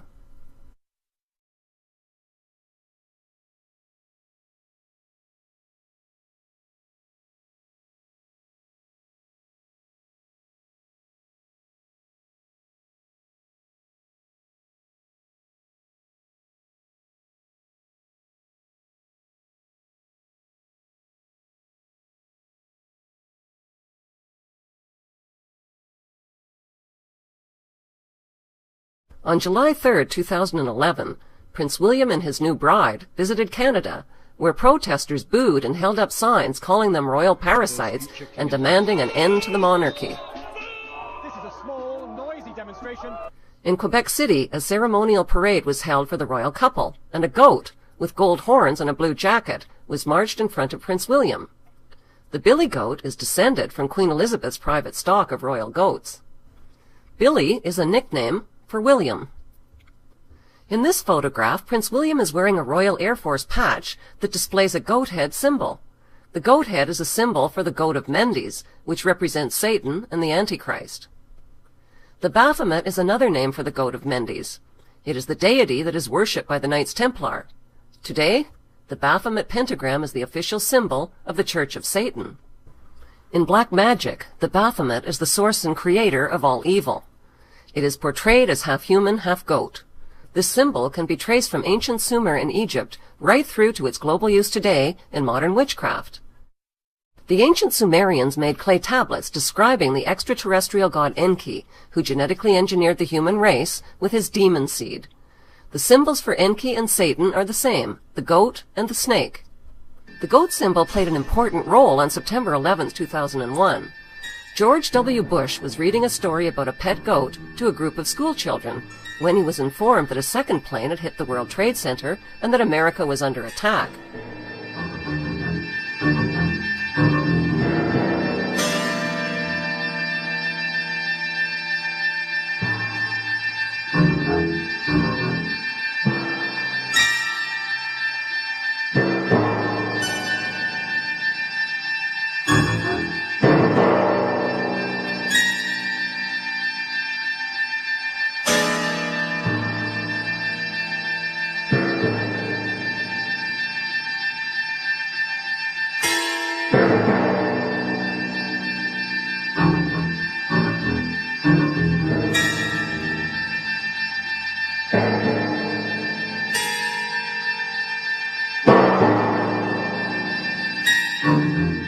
Look closely. The book held by the president is upside down. Why? Because Satanism inverts images. Bush remained seated for 7 minutes and kept reading about the goat, while Americans were burning alive and leaping to their death from the burning towers. In most tarot card decks, the devil card shows the Baphomet sitting on an altar above 2 naked human demons, chained to his seat. He is holding a flaming torch in his left hand that is inverted towards the earth. On his forehead is an upside-down pentagram. When points on a pentagram point upwards, they symbolize the devil attacking the heavens with its horns. The horned hand signal is a satanic salute that communicates an allegiance to Satan. The extended index and small fingers symbolize the horns of Satan. The Antichrist or beast is clearly identified in biblical prophecy as the number 666. When Prince William is crowned king, his formal title will be King William V. Hidden within his name are the words I am. Also hidden within his name is the number 666 in Roman numerals. The Roman numeral I appears 3 times in his name. The Roman numeral V also appears 3 times in his name. The letter W is really 2 V's placed side by side. The number 666 in Roman numerals is VI, VI, VI. It is hidden in the name King William V, and so are the words I am. The hidden message built into his name is, I am 666. I am the Antichrist.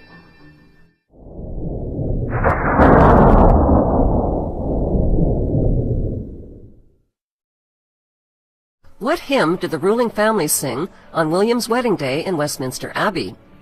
The flag-waving public were too hypnotized by the fairy tale media hype to even question why a hymn called Jerusalem was featured at William's wedding. Here are the main lyrics of the hymn.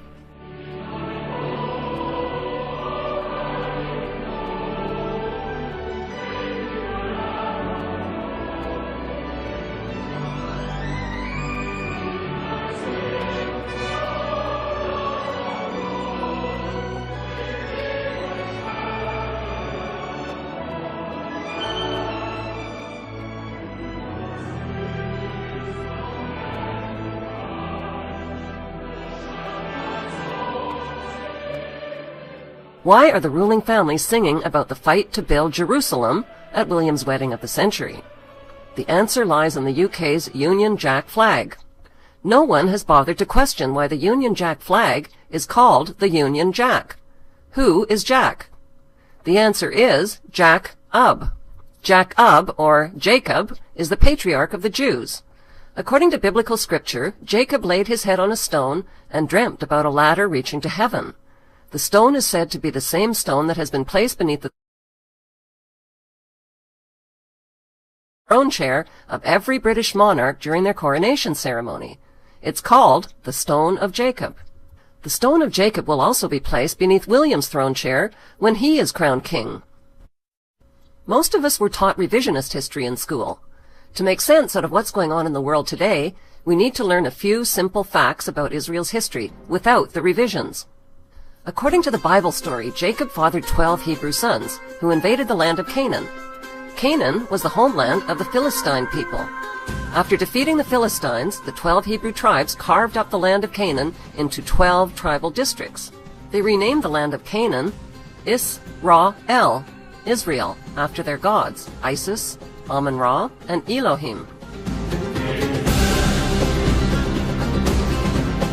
By 69 AD, Roman soldiers burned the city of Jerusalem to the ground and destroyed the Hebrew Temple of Solomon. All that remained of the Jewish temple was a wall, which still stands today in the city of Jerusalem. After the 12 Hebrew tribes fled from the land of Canaan, which they had renamed Israel, the Romans gave the land back to the Philistines and called it Palestine. Palestine was the Romanized word for Philistine. Today, the descendants of the Philistines are the Palestinians of Palestine. Where did the 12 tribes of Israel go after they fled from the land they had renamed Israel? The serpent tribe of Dan became seafaring pirates. They emblazoned the symbols of the snake and dragon on their red and white flag, together with the crest of an eagle. According to Bible prophecy, the Antichrist will descend from the tribe of Dan.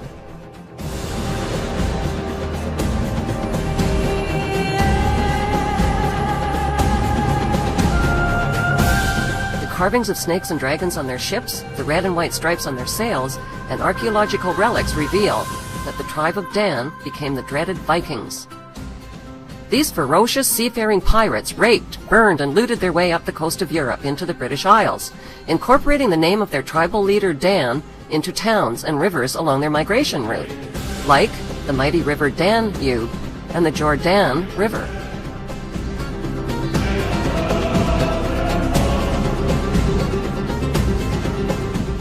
Since vowels were interchangeable in the original Hebrew language, Dan could be pronounced Din, Don, or Den.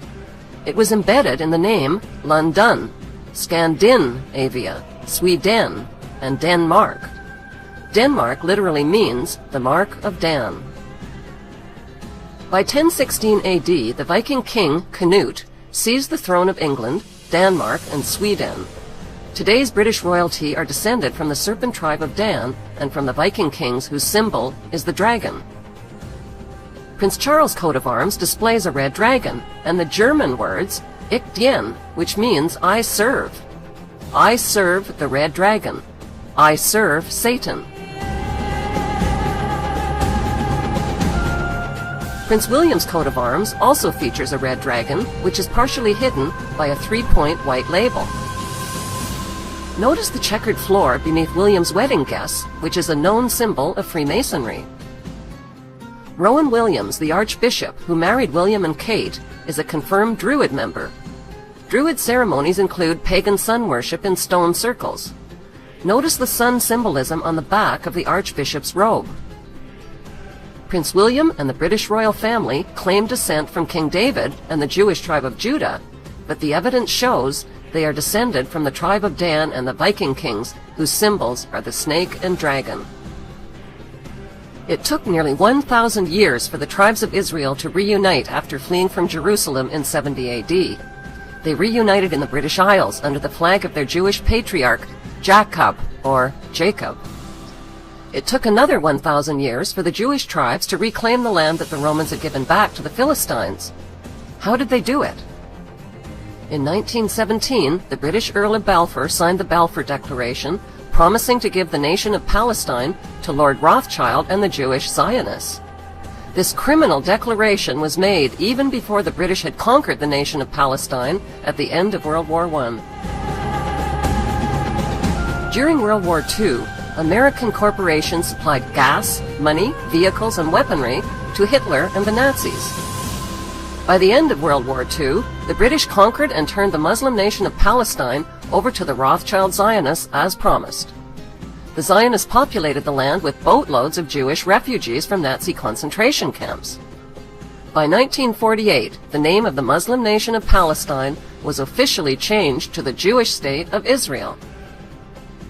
According to Jewish historian and best-selling author Simon Schama, the Rothschild Zionists financed illegal settlements on Palestinian land.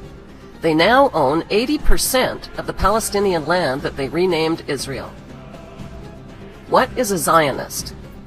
Zionists are a minority of Christian and Jewish extremists who believe that the Jews have a God-given right to the land of Israel.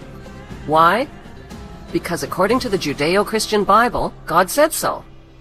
But wouldn't that make God a racist God who favors Jews over all others? How big is the Promised Land? God's Promised Land to the Jews extends far beyond the borders of present-day Israel. It includes Lebanon, Syria, Jordan, half of Iraq, half of Egypt, parts of Turkey and Saudi Arabia, the modern state of Israel, as well as the West Bank and Gaza.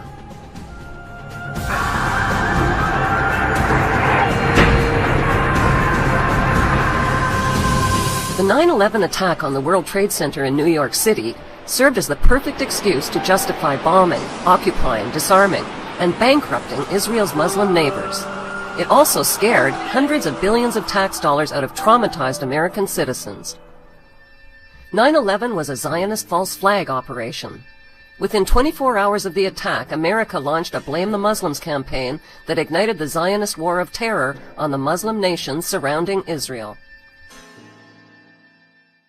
Ultimately, the grand scheme of the Zionist plot is to reclaim Jerusalem and rebuild Solomon's Temple, which was destroyed by the Romans almost 2,000 years ago. Today, Israel's Jews pray at the Wailing Wall in Jerusalem, which is all that remains of Solomon's Temple. The design and cornerstones for the new Solomon's Temple have already been completed. Every day, 3 times a day, Jews recite this prayer.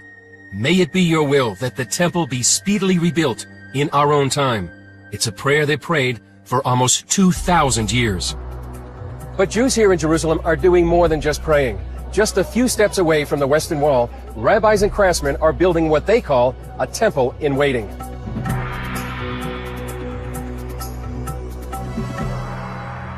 We're supposed to build a temple, and nothing about that changed. Nothing about that commandment changed. Chaim Richman is a director at the Temple Institute in Jerusalem. The Temple Institute is actively engaged in research and preparation for the resumption of the service in the Holy Temple, to the extent of actually preparing operational blueprints for the construction of the temple according to the most modern standards. This menorah is just one of several vessels created for the next temple. It's covered with 95 pounds of pure gold and has a price tag of $2 million. Piece by piece, the third temple is taking shape, with priest garments, vessels of copper, gold, and silver, and a new generation of Levite priests, specially trained for temple service. We have enough in place now to resume the divine service and to build the temple. But obviously, a lot of things have to happen in order for this to happen. Gershon Solomon leads a group called the Temple Mount Faithful. They commissioned these cornerstones for the third temple. The 6-ton stones were consecrated with water from the biblical pool of Siloam and cut with diamonds. The Temple Mount, 35 acres of it, is the most explosive piece of territory on the face of the planet. Jewish leaders have already established a training center in Jerusalem, where temple priests are now learning how to offer the required animal blood sacrifices and to conduct the daily temple services. Now, of course, there's limits on exactly what sacrifices we can do because of the state of impurity that we're in. Some sacrifices we can't do without the ashes of the red heifer, but the Passover offering, national sacrifices we can perform in a state of impurity. So what's stopping the Zionist Jews from rebuilding Solomon's temple? What's stopping them is a Muslim shrine called Dome of the Rock, which was built in 691 AD, right over the top of the ruins of Solomon's temple. It is one of the world's holiest Muslim sites. This sacred real estate is, without a doubt, the most dangerous real estate on planet Earth. The Muslim Dome of the Rock is the elephant in the room. The Zionist plan to rebuild Solomon's temple on sacred ground must, by necessity, be a plan that reduces the Muslim Dome of the Rock to rubble. Building Solomon's temple means the Muslim shrine must fall, either by a natural disaster like an earthquake, or a man-made disaster like an exploding bomb. A man-made disaster would surely be the spark that ignites World War III. When a British monarch is crowned, an elaborate ceremony takes place, which resembles the ritual crowning of King Solomon of ancient Israel. King Solomon ruled over ancient Israel and had extensive knowledge of the Kabbalah, which he used to communicate with demons. King Solomon is the single most important figure in the occult teachings of World International Freemasonry. The ancient Goetia is a book of powerful invocations and spells written by King Solomon. These ancient spells and evocations were used to summon spirits who were then psychically tortured and forced to serve King Solomon. The Goetia contains descriptions of 72 demons, some of whom controlled their own army of lesser demons. King Solomon evoked and imprisoned these spirits in a bronze vessel sealed using magic symbols.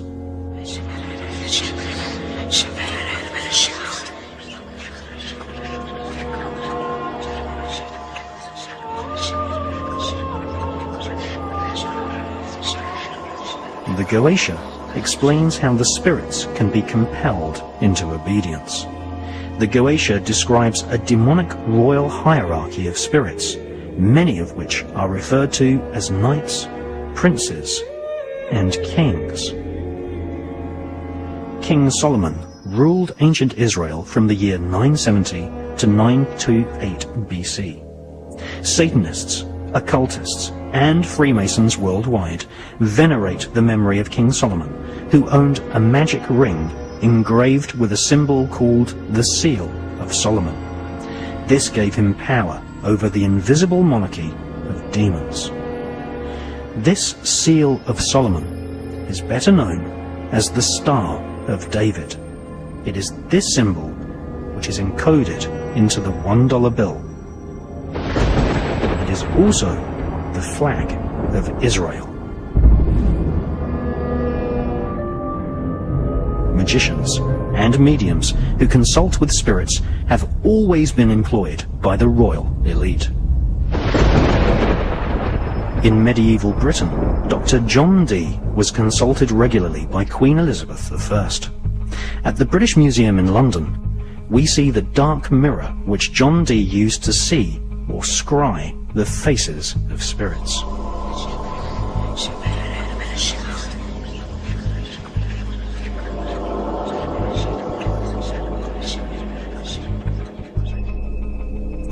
Dee's ability to communicate with spirits led him to be employed as a spy, developing psychic espionage techniques, which we now call remote viewing.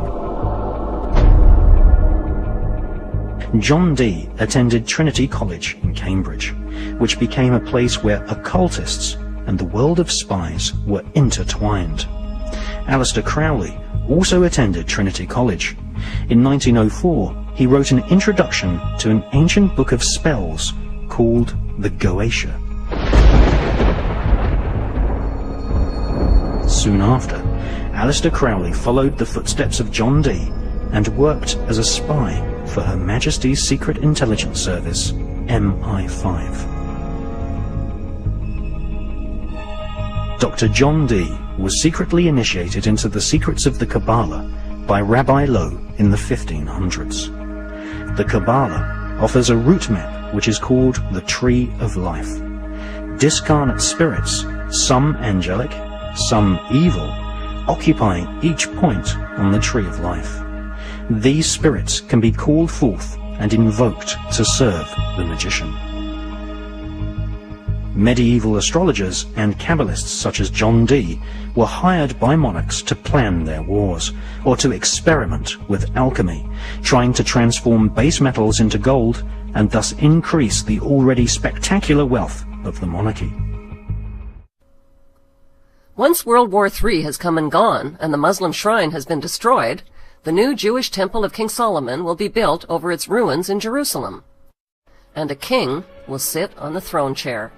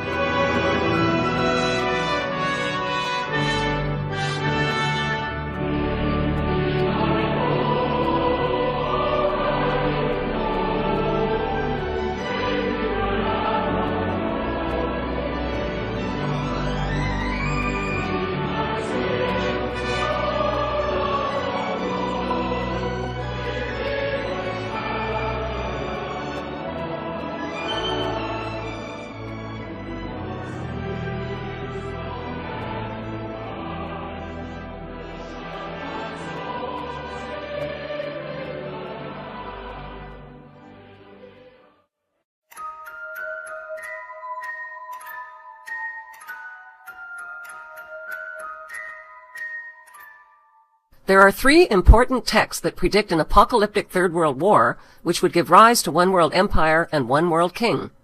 The Bible's Book of Revelation, the Illuminati's Protocols of Zion, and Albert Pike's Morals and Dogma. A statue of Albert Pike stands today on a pedestal in Washington, D.C. What did Albert Pike do to deserve a statue in his honor on federal land at the foot of Capitol Hill? Albert Pike was the sovereign pontiff of Universal Freemasonry and a known Satanist who possessed a bracelet which he used to summon Lucifer. After the American Civil War, he was imprisoned for treason, but thanks to Freemason President Andrew Johnson, Pike was pardoned. By 1869, Pike had become the National Chief Judiciary Officer and Grand Dragon of the Knights of the Ku Klux Klan in Arkansas.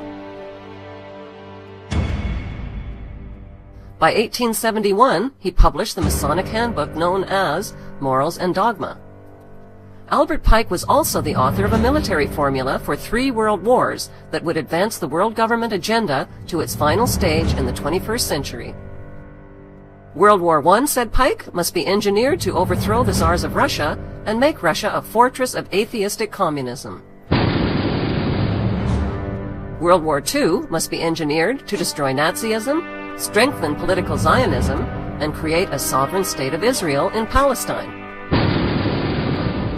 World War III must exploit the conflicts between the Zionist state of Israel and the Islamic states so that they mutually destroy each other.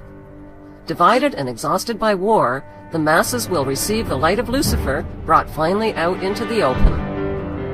Albert Pike's vision for World War III is now taking shape in the Middle East, where the engineered conflicts between the Zionist state of Israel and the Islamic nations are coming to a head. Proof of a world government conspiracy is uncovered on our Seeing is Believing tour of 5 U.S. cities, starting with Denver, Colorado. Denver, Colorado is home to America's largest airport called the Denver New World Airport. The airport was built by Freemasons in 1995 and features a Freemasonic dedication capstone in the atrium. A time capsule is buried underneath the stone to be opened in the year 2094. The New World Denver Airport has a swastika-shaped runway. There is reportedly a deep underground military base beneath the airport, with miles and miles of secret subterranean tunnels connected to a large network of underground cities. As passengers drive up to the main airport terminal, they are greeted by a sinister-looking 32-foot-high fiberglass blue stallion, with veins popping out of its body and demonic eyes that glow bright red. Not exactly a calming influence for travelers who are already spooked about getting on a plane. The sculpture is believed to symbolize the pale horse of the apocalypse mentioned in the Bible, whose name is Death. The sculptor, Luis Jimenez, was killed by the horse when a chunk of the sculpture broke loose and came crashing down on him. Locals call the horse Blucifer. Inside the airport, travelers hurry past grotesque gargoyles in suitcases that leer down at them and morbid apocalyptic murals that line the airport walls at the main gate.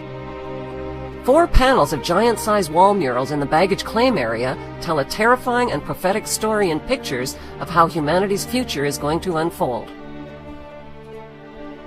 The first mural reveals a horrific Darth Vader-like figure wearing a Nazi general uniform and a gas mask.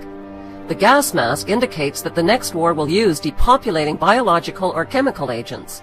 The white dove that he is killing symbolizes peace. On the right are destroyed buildings reminiscent of the Twin Towers. The Nazi general's scimitar's sword has been swished through the air, leaving behind a rainbow chemtrail that poisons the air and ethnic population below it. On the left is an endless line of weeping women refugees holding dead babies. There is no trace whatsoever of violence to the dead children, who appear to have died from the deadly gas of the toxic rainbow. Why are there no men present? Presumably, they have all been killed. The Nazi general's scimitar's sword that destroys peace is a symbol used by the Shriners, who are Freemasons. Freemasonry is a fraternity within a fraternity. Outwardly, it is a friendly charitable organization that conceals an inner brotherhood of the 33rd degree elect. The next airport mural shows a forest and a city in flames. The world's endangered animals and plants are extinct: buffaloes, whales, leopards, elephants, and sea turtles. The sickly haze and leaping flames suggest a nuclear or biochemical devastation. Children are the only survivors, and they are weeping over 3 open caskets of an African girl on the left, a native girl in the center, and a white Judeo-Christian girl on the right. They represent the death of the old black, red, and white root races to make way for the New World race. The dead white girl in the coffin holds a Bible and a yellow Juden star, which was used by the Nazis to identify Jews. It symbolizes the death of Judeo-Christian beliefs. Another child holds a Mayan tablet depicting the end of the Mayan calendar and the end of the world as we know it. In the third mural, the apocalyptic war has ended. Children of all nations are joyfully giving up their nation's sovereignty to the blonde-haired, blue-eyed German boy at the center. They are all turning over their weapons wrapped in their country's national flag to the German boy. The Bavarian jacket leaves no doubt whatsoever that the blonde-haired, blue-eyed boy is German. He symbolizes the Bavarian Illuminati. With an iron fist, the German boy destroys the weapons of war symbolized by the Nazi general's sword. The German boy uses a hammer, which symbolizes the hammer and sickle of communism. In the foreground, the Nazi general is dead, with doves of peace perched on his corpse. The German boy symbolizes a world leader and savior who brings peace through communism to a devastated world. Who is this boy that the world gives up their flags and weapons to?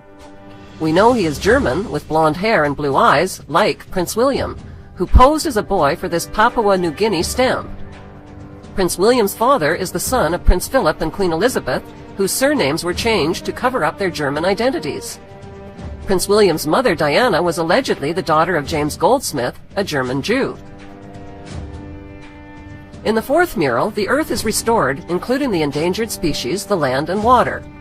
This future world is populated not by adults, but by parentless children. What happened to the adults? The children are in a dance line that is led by the Scottish boy, who symbolizes Scottish Rite Freemasonry. Also, on the far left, is an African woman carrying a snake banner. The parentless children of the world are celebrating the New World religion as they gather around and touch the light of Lucifer, who appears as a genetically engineered plant. The plant is a floral version of the colorful bird known as the Quetzalcoatl, or feathered serpent. It is symbolically inseparable from the morning star and Lucifer. The main theme of the Denver New World Airport murals is an apocalypse, with massive depopulation, extinction of species, the death of Judeo-Christian beliefs, and the birth of one world government, one world ruler, and one world religion.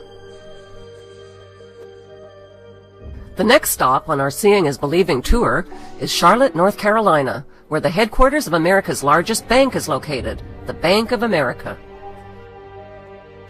Here, we find more eerie, bone-chilling paintings describing the apocalyptic story of humanity's future in pictures. 3 prophetic frescoes are prominently displayed in the Bank of America's main lobby. Like the Denver murals, they tell a symbolic story which is understood by those in the know. In the first mural, the central figure is a blue-eyed, blonde-haired German boy wearing a Nazi overcoat, clicking his heels together and standing at attention on the checkerboard floor that is a classic symbol of Freemasonry. Who is he? He is the same boy found in the Denver Airport mural, but he is older in this continuation mural. Notice the phallic hand gesture in the comparison photo of the young, blonde-haired, blue-eyed Prince William. Similarly, the boy in the mural has a subliminal erect phallus on his Nazi overcoat, symbolizing power. By erasing the boy's right arm, it becomes clear that the flames of the burning bush are shaped like a hand, and the bush itself is shaped like an arm that is positioned at the boy's shoulder. It now becomes obvious that the German boy is making a straight-arm Nazi salute.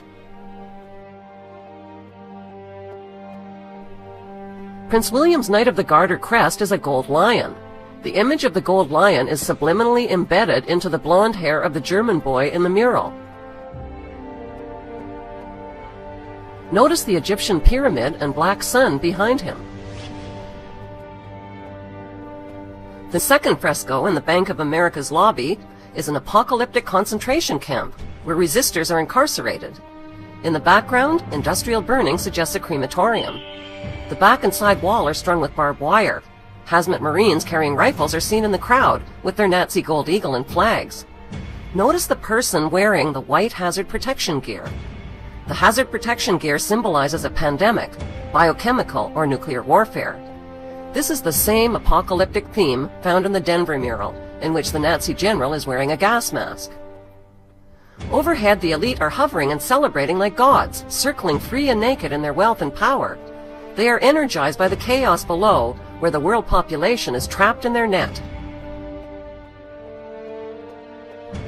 All races and creeds are caught in the net of riots and protests, including a Catholic bishop, a nun, and a handcuffed man.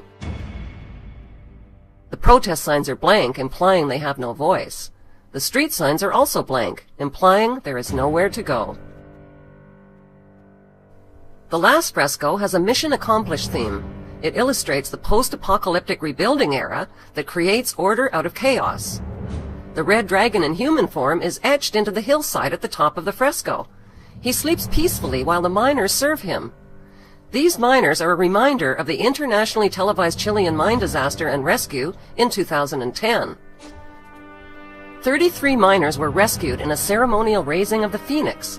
The ritual was an announcement to 33rd degree Masons that Lucifer is rising. The date of the rescue ritual was October 13, 2010, which is 13, 10, 10. 13, 10, 10 adds up to 33. Where did the Chilean president travel to the day after the rescue ritual? Buckingham Palace. He personally delivered a mine rock to the Queen that had been raised from the mine as a symbol of the risen phoenix. His president has met the Queen at London's Buckingham Palace. I've got a gift for you. This is a piece of rock that was brought by a miner. Sebastián Pinera presented the monarch with a souvenir from the San Jose mine, where 33 of his countrymen were trapped for 69 days. Mr. Pinera, who was given 33 bottles of real ale by David Cameron, said the rock was brought up by the second miner to be rescued. The prophetic murals that are featured at America's largest airport and America's largest bank express a New World Order agenda that is hidden in plain sight. The giant images on display for all to see are designed to be understood only by a few. The commission murals share common themes: an apocalypse, a new world order, and a central figure who is a blonde-haired, blue-eyed German boy. The next stop on our Seeing is Believing tour is Elberton, Georgia.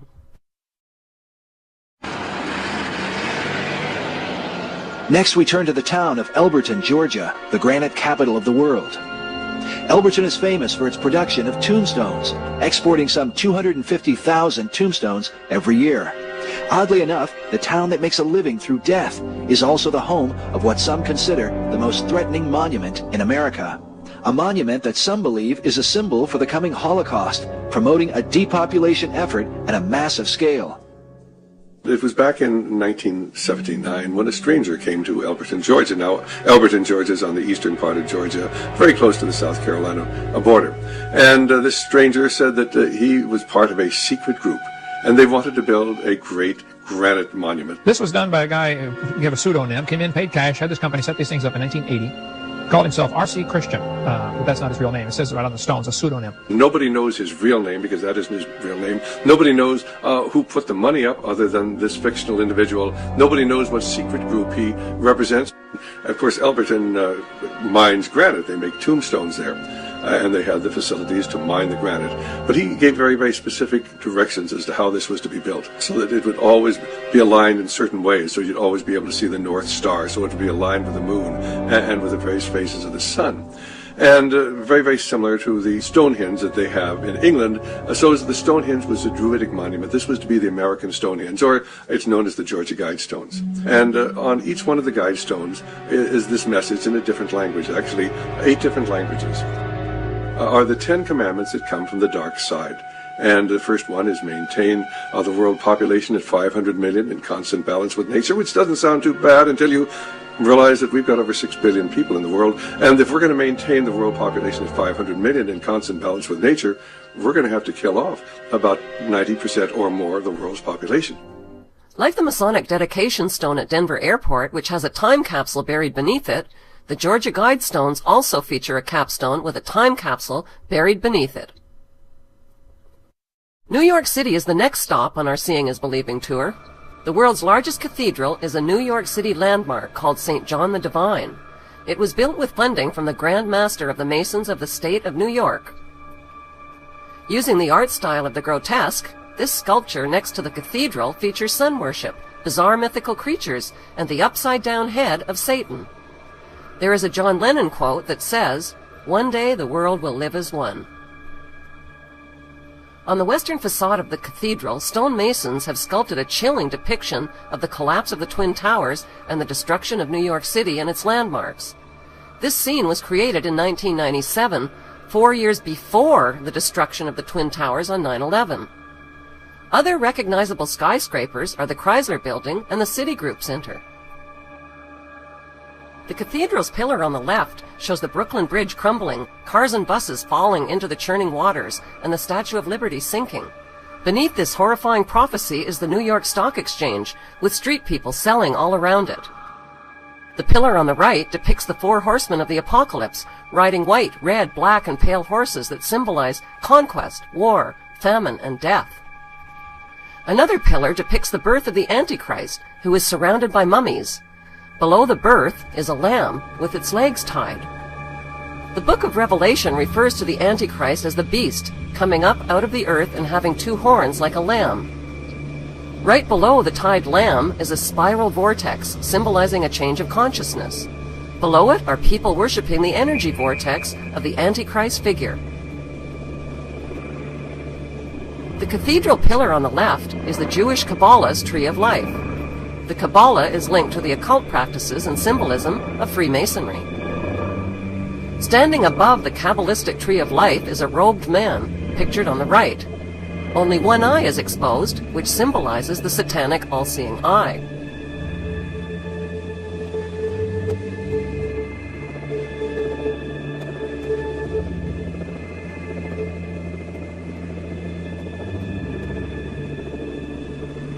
Our second stop in New York City is the United Nations headquarters, which was built in 1945 and financed largely by John D. Rockefeller. Inside UN headquarters is an ominous meditation room. The custodian of the meditation room is Lucis Trust Company.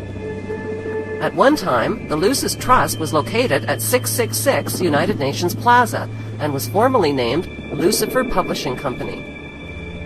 The Rockefeller-funded UN meditation room is 33 feet long and 18 feet wide. 18 feet is 6 plus 6 plus 6. The small, dimly lit, windowless room was built in the shape of a pyramid that is laying on its side. At the center of the room is a 4-foot-high, black, casket-shaped stone slab which weighs 6.5 tons and is extremely magnetic and rests on a concrete pillar. The pillar descends beneath the floor into the bedrock and taps into the Earth's hyperdimensional energies to induce a state of altered consciousness. Not far from the meditation room is the United Nations Security Council chamber. This is the emergency room of the UN, where the world leaders meet when there is a threat to peace. They decide the fate of nations. Even though Israel has over 200 uninspected nuclear weapons and has violated dozens of resolutions, no sanctions are ever imposed because of the United States' veto powers. Notice the giant mural that towers over the Security Council room. The central focus of the UN mural is the phoenix bird that has risen. The phoenix bird is a symbol of Lucifer. Egyptians believed that the phoenix symbolized a god who rose to heaven in the form of a morning star like Lucifer after his fire immolation of death and rebirth. Notice that the phoenix bird is not standing above his own ashes. He is standing above his old skin. Like a snake, he has shed his old skin and is revealing himself as God at the center of the mural. At the top left, there is a church steeple without a cross. The missing cross symbolizes the death of Christianity. Below, a woman receives the rays of the sun god, while the man in front of her plays Pan's flute.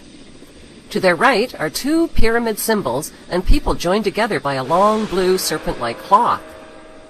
Below the risen phoenix, a sword is driven through a dragon beast. This represents the killing of old beliefs and religions that depicted Lucifer as a beast. The New World religion worships him as beautiful. Behind the phoenix, the ghostly figures of the walking dead are stepping into a void. They symbolize depopulation. On the right panel, the pale horse from the book of Revelation is the bringer of death to humanity through weapons, hunger, and disease. The man is releasing him.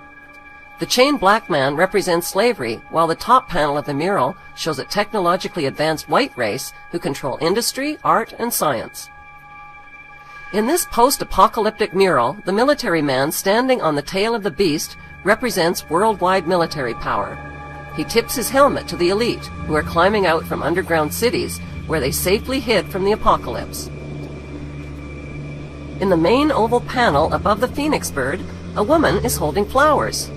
She is the bride in a wedding ceremony. Who are these newlyweds that are kneeling submissively beneath the serpent in the overhead tree?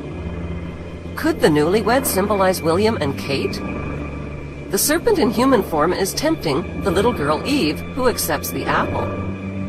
On the right side of the top panel, a reptilian green creature with scaly skin is dancing with a naked woman while musicians entertain him. The general message of the UN's Phoenix Rising mural is that humanity is stepping into a new Luciferic reality. Beneath this disturbingly prophetic mural, world leaders make global decisions that affect the lives of nearly 7 billion people.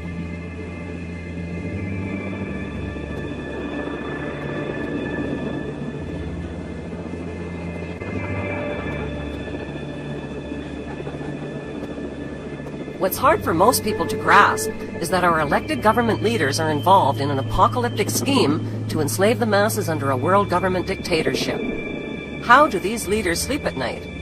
How do they live with themselves? The answer can be found at the last stop on our Seeing is Believing tour, the Bohemian Grove Club in Monte Rio, California.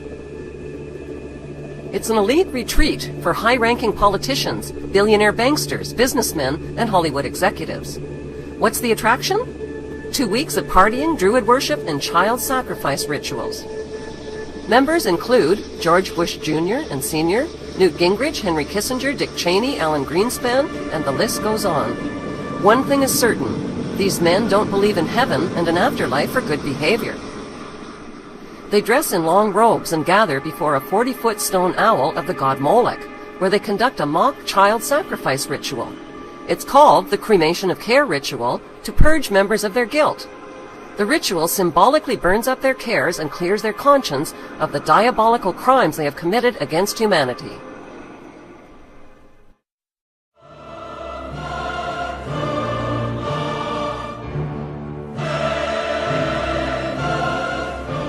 Adolf Hitler has a competitor for the title of the most evil man in human history.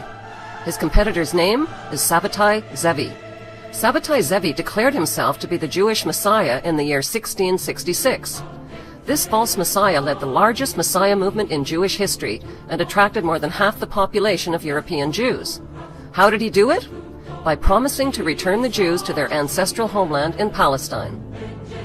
Sabbatai Zevi made everything that was holy unholy. He rejected the rules of the Jewish holy books and every standard of Jewish decency. There would be no more guilt or sin or right or wrong. No more sexual taboos, no more 10 commandments, no more fasting. Instead, there would be feasting.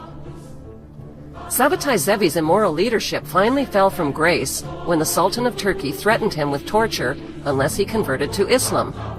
Sabbatai converted to Islam, but he brought his infectious evil theology with him. 1 century later, Jacob Frank proclaimed himself to be the reincarnation of Sabbatai Zevi and the living Messiah for all Jews. Not even Sabbatai Zevi was as evil as Jacob Frank and his disciples. Jacob Frank rejected traditional Judaism. He reversed the truth and told his followers, since we can't all be saints, let's all be sinners. The best way to imitate God, said Frank, is to cross every boundary, transgress every taboo, and mix, as God did, the sacred with the profane. Orgies, incest, rape, and sexual intercourse with children, including sodomy on young boys, were no longer sinful.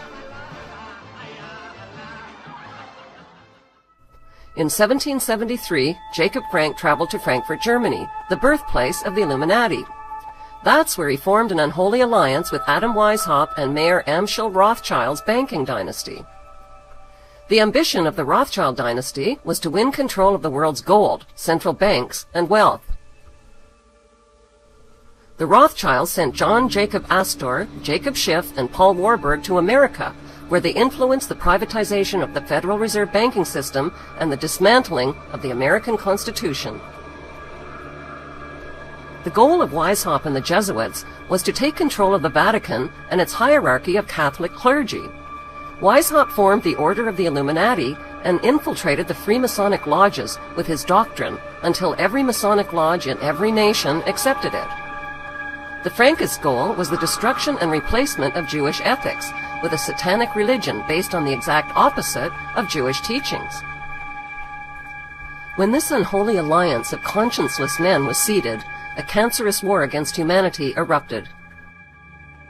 With Rothschild financing, Jacob Frank became fabulously wealthy and was put in charge of spreading a Luciferian theology that would be the hidden hand behind future wars and revolutions. Jacob Frank's followers were called Sabbatean Frankists. They practiced witchcraft and occult rituals, including animal and human sacrifices. Lucifer, they declared, was the true God. The Sabbatean Frankists expanded their movement by masquerading as converts to other religions. They converted to Catholicism and to Islam, where they embedded themselves and spread their Luciferian infection as closeted crypto-Jews. The Frankists traded their wives and daughters with members and with powerful non-members who they needed to seduce into their cult. Jewish professor Gershon Scholem called Jacob Frank one of the most frightening men in Jewish history. By 1776, Orthodox Jewish rabbis and leaders rejected Jacob Frank and the pagan invasion of evil that took hold in 18th century Europe. They declared Jacob Frank and his Luciferian followers to be heretics and denounced Kabbalism as a rejection of the Jewish faith. When Jacob Frank died in 1791, his daughter Eva Frank and his sons Joseph Frank and Rochus Frank led the Frankist court in Offenbach, Germany. Jacob Frank's son Rochus Frank reversed his name and was known in Europe as Frank Roche. Some genealogists believe that the surname Roche in Princess Diana's family tree originates with Jacob Frank's son, Frank Roche.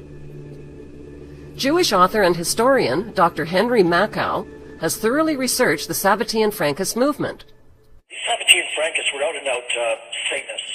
They believe that they have to defy any kind of natural morality, defy any kind of natural law, defy God, and they actually indulge in every kind of depravity as a form of worship, because they worship Satan.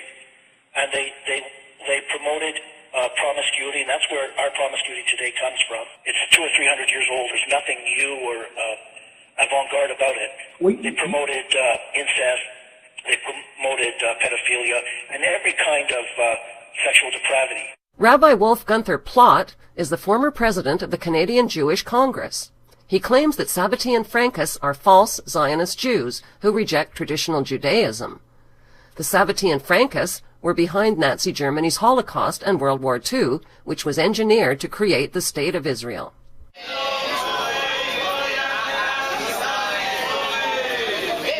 Today, hundreds of thousands of Jews in Israel are anti-Zionist Jews who have been protesting on Rothschild Boulevard in upscale Tel Aviv. Anti-Zionist Jews are burning the flag of Israel to protest the Zionist violence and genocide and the injustices. Why don't we see this on television?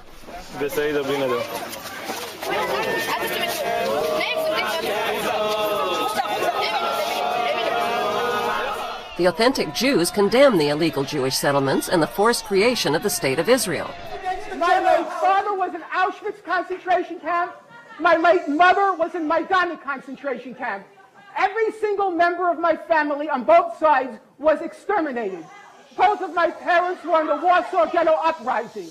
And it's precisely and exactly because of the lessons my parents taught me and my two siblings that I will not be silent when Israel commits its crimes against the Palestinians.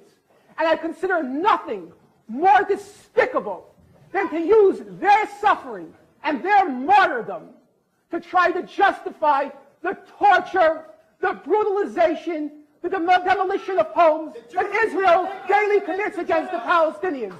So I refuse any longer to be intimidated or browbeaten by the tears. If you had any heart in you, you would be crying for the Palestinians, not for what's inside. This is a drawing by a Palestinian child who has experienced the Palestinian Holocaust that is taking place in Israel right now. It's not a religious conflict. That's a Zionist ploy of accusing everybody of being anti-Semitic. You want peace? You want to have a conference here of peace? Step back and look and read the facts. Not the facts that have been misconstrued by the Zionist propaganda. The facts that are realities. Tell me what man the Jews did not live in harmony with the Muslims. In Iran, we have over 25,000 Jews there, thank God. Why? Because this is not a religious conflict. It's purely because of a political movement, a relatively new movement, which is antithetical, contradictory to the Jewish religion of thousands of years. Judaism is spirituality, a religion of compassion to emulate God. Zionism has been created 100 years ago by atheists, people who have abhorred religion, who wanted to transform Judaism from religion to nationality, to a purely materialistic base, godless in its essence. That is not Judaism, and they have no right to use the name of Israel. They've usurped our name, they've stolen our symbols, and they've stolen our identity. And they are causing death and destruction, year in and year out. For over 50 years, death and bloodshed has not stopped because of a pure ideological belief called Zionism. They sacrifice on their idol bodies, human beings, hearts, souls. They rent, they've destructed houses,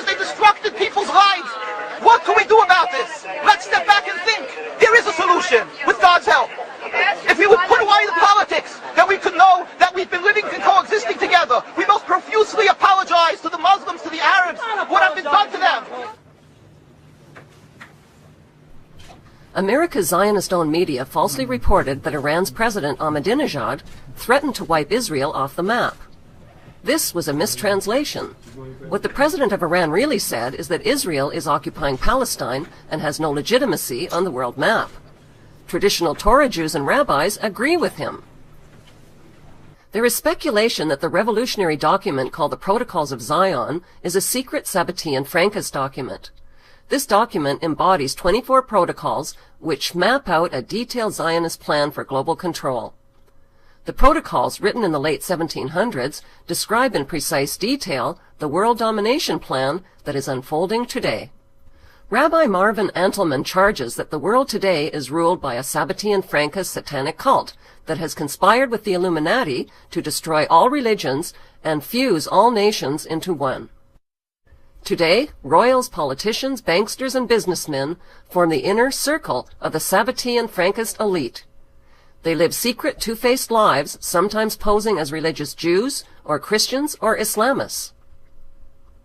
Modern Zionism is rooted in the unholy alliance of Frank, Weishaupt, and Rothschild. It has infiltrated world religions, taken over Freemasonry, engineered wars and revolutions, and turned nations and citizens into their debt slaves worldwide. Unfortunately, Muslims, Christians, and Jews do not recognize their common enemy because that enemy is invisible. It hides within their own religions. The enemy also hides within the activist community. It finances big-budget documentaries and movements. The end game is to sell a divisive, anti-capitalist, atheistic message and deliver trusting followers right into the lap of a communist New World Order. Today, the bloodlines of this unholy alliance are in the final stages of establishing one world religion, one world government, and one world ruler.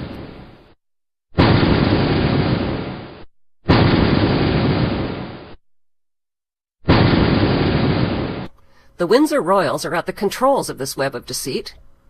It is a known fact that Adam Weishaupt, the founder of the Illuminati, took refuge and got assistance from the German Saxe-Coburg-Gotha royal family. The Saxe-Coburg-Gothas changed their German name to Windsor. The Windsor's public image is a facade to hide the cesspool from which they operate behind the scenes. Their power and control cascades out of Buckingham Palace to the elite bloodlines who run world affairs.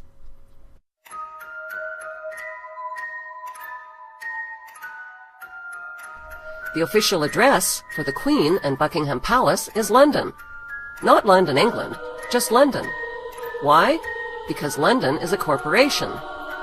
Like Vatican City, which is not part of Rome or Italy, the inner city of London is not part of London, or of England, or of the United Kingdom, or of any nation.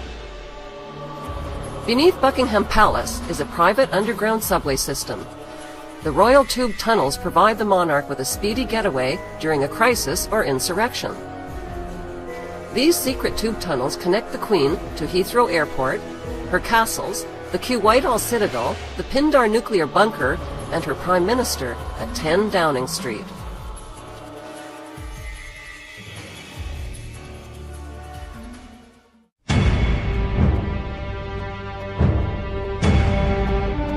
"2,000 years ago, the Book of Revelation predicted that Satan would one day rise up from his ungodly abyss and take possession of an earthly prince.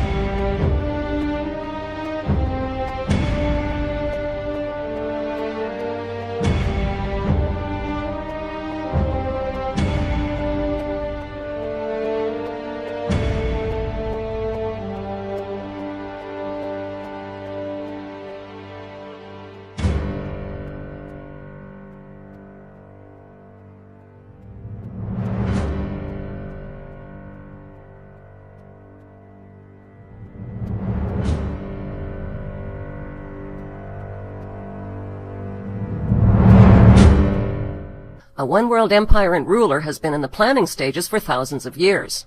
The Egyptians intentionally left the Great Pyramid of Giza unfinished until such time as their sun god achieves absolute power over the earth realm. The Great Pyramid is waiting to be crowned with a capstone. Every U.S. dollar bill displays the unfinished Egyptian pyramid. The capstone is unattached and floating above it and symbolizes the all-seeing eye of Lucifer. Once the capstone is finally attached to the Great Pyramid, it will symbolize the crowning of the New World Order and the completion of Luciferic ascension. The crowning of the Great Pyramid, together with the crowning of Prince William, is fast approaching. 2012 is the year of the dragon and the year of the Summer Olympic Games in London. In Roman numerals, it is the XXX Olympiad, or 30th Olympiad. 2012 marks Prince William's 30th birthday, which is also XXX in Roman numerals. X is the 24th letter of the English alphabet. In numerology, 24 is 2 plus 4 equals 6. XXX is 2 plus 4, and 2 plus 4, and 2 plus 4 equals 666. The Olympic Stadium floodlights were designed as pyramids. This is the ultimate form of Illuminati symbolism, since the all-seeing eye capstones illuminate the entire stadium. Illuminati, you'll never take control. Your new world order will lead to none at all. We are standing on you as one. Heaven is for everyone to free the world.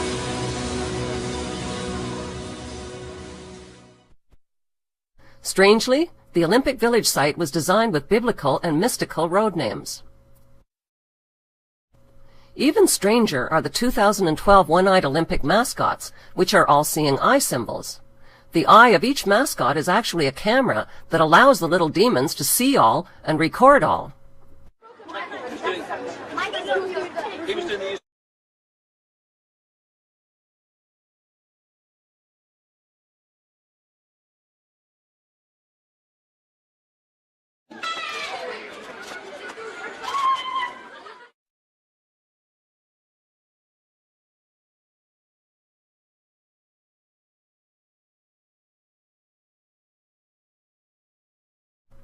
Look closely at the logos of the Olympic corporate sponsors. Sun pyramids, pentagrams, all-seeing eyes. These corporate Luciferic logos are everywhere, and they are not harmless. Symbols vibrate and project the energy of what they symbolize. Open your mind. Open your mind. Open your mind. Open your mind. Open your mind.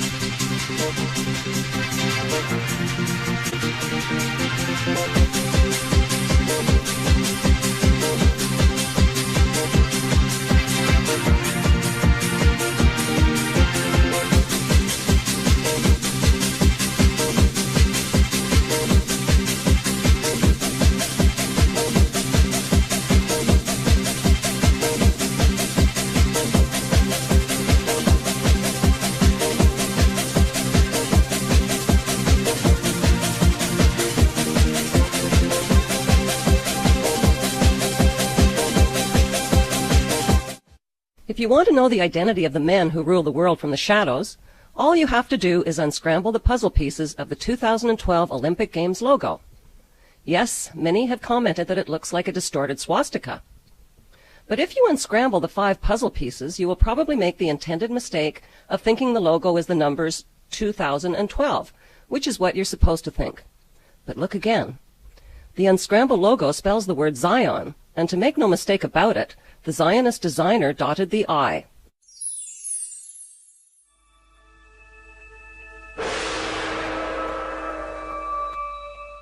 The kleptocracy of royals, banksters, and corporate criminals have painted a bleak future for humanity with their apocalyptic movies, murals, and monuments. In his book, Antichrist and a Cup of Tea, Tim Cohen states that the key leadership of the New World Order agenda is the House of Windsor in London. The Windsors are the real axis of evil that is driving world events, says Cohen. Some believe the Vatican is in charge, but look at the design of the Vatican from overhead. It is shaped like a keyhole, and inside that keyhole is the British flag and its symbolic double-cross design.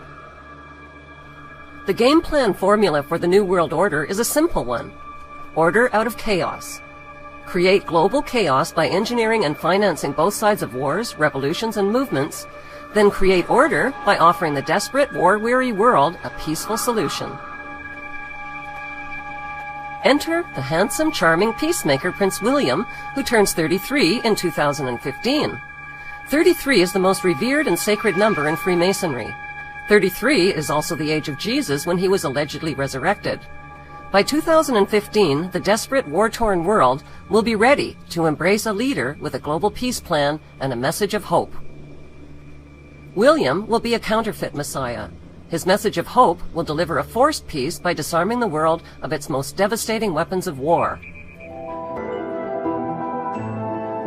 He will rule the world with his one world army from an eternal throne in Jerusalem. The throne and temple have already been designed.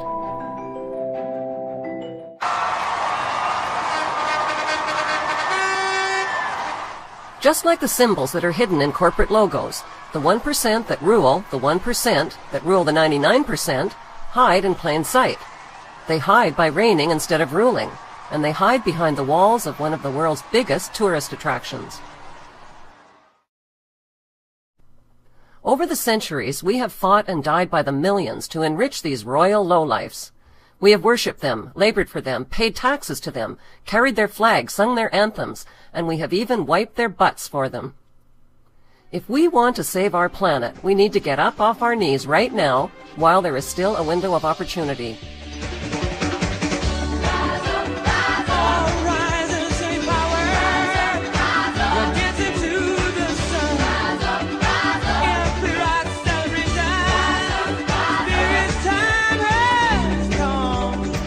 What does it mean to get up off our knees? It means refusing to stand at attention and sing national anthems about bombs bursting in air, or about a noble and gracious queen or king who is neither noble nor gracious. It means not voting in the corrupt electoral system. A vote for the lesser of two evils is still a vote for evil. It means not wearing corporate logos and imitating idiot gestures that vibrate Luciferic energy. It means giving up our need to worship gods, messiahs, saviors, aliens, gurus, politicians, and rock stars.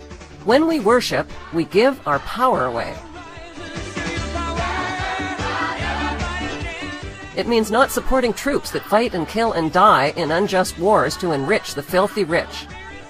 It means withholding our tax dollars that sponsor the bankster mafia, their puppet politicians, and their genocidal wars.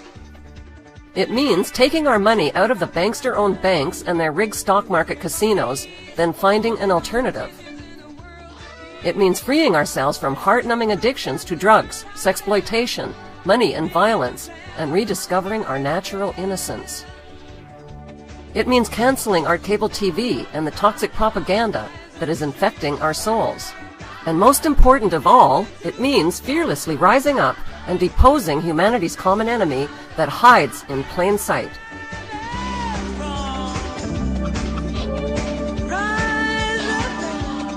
The British Empire will last for... The British Empire will last for 1,000 years.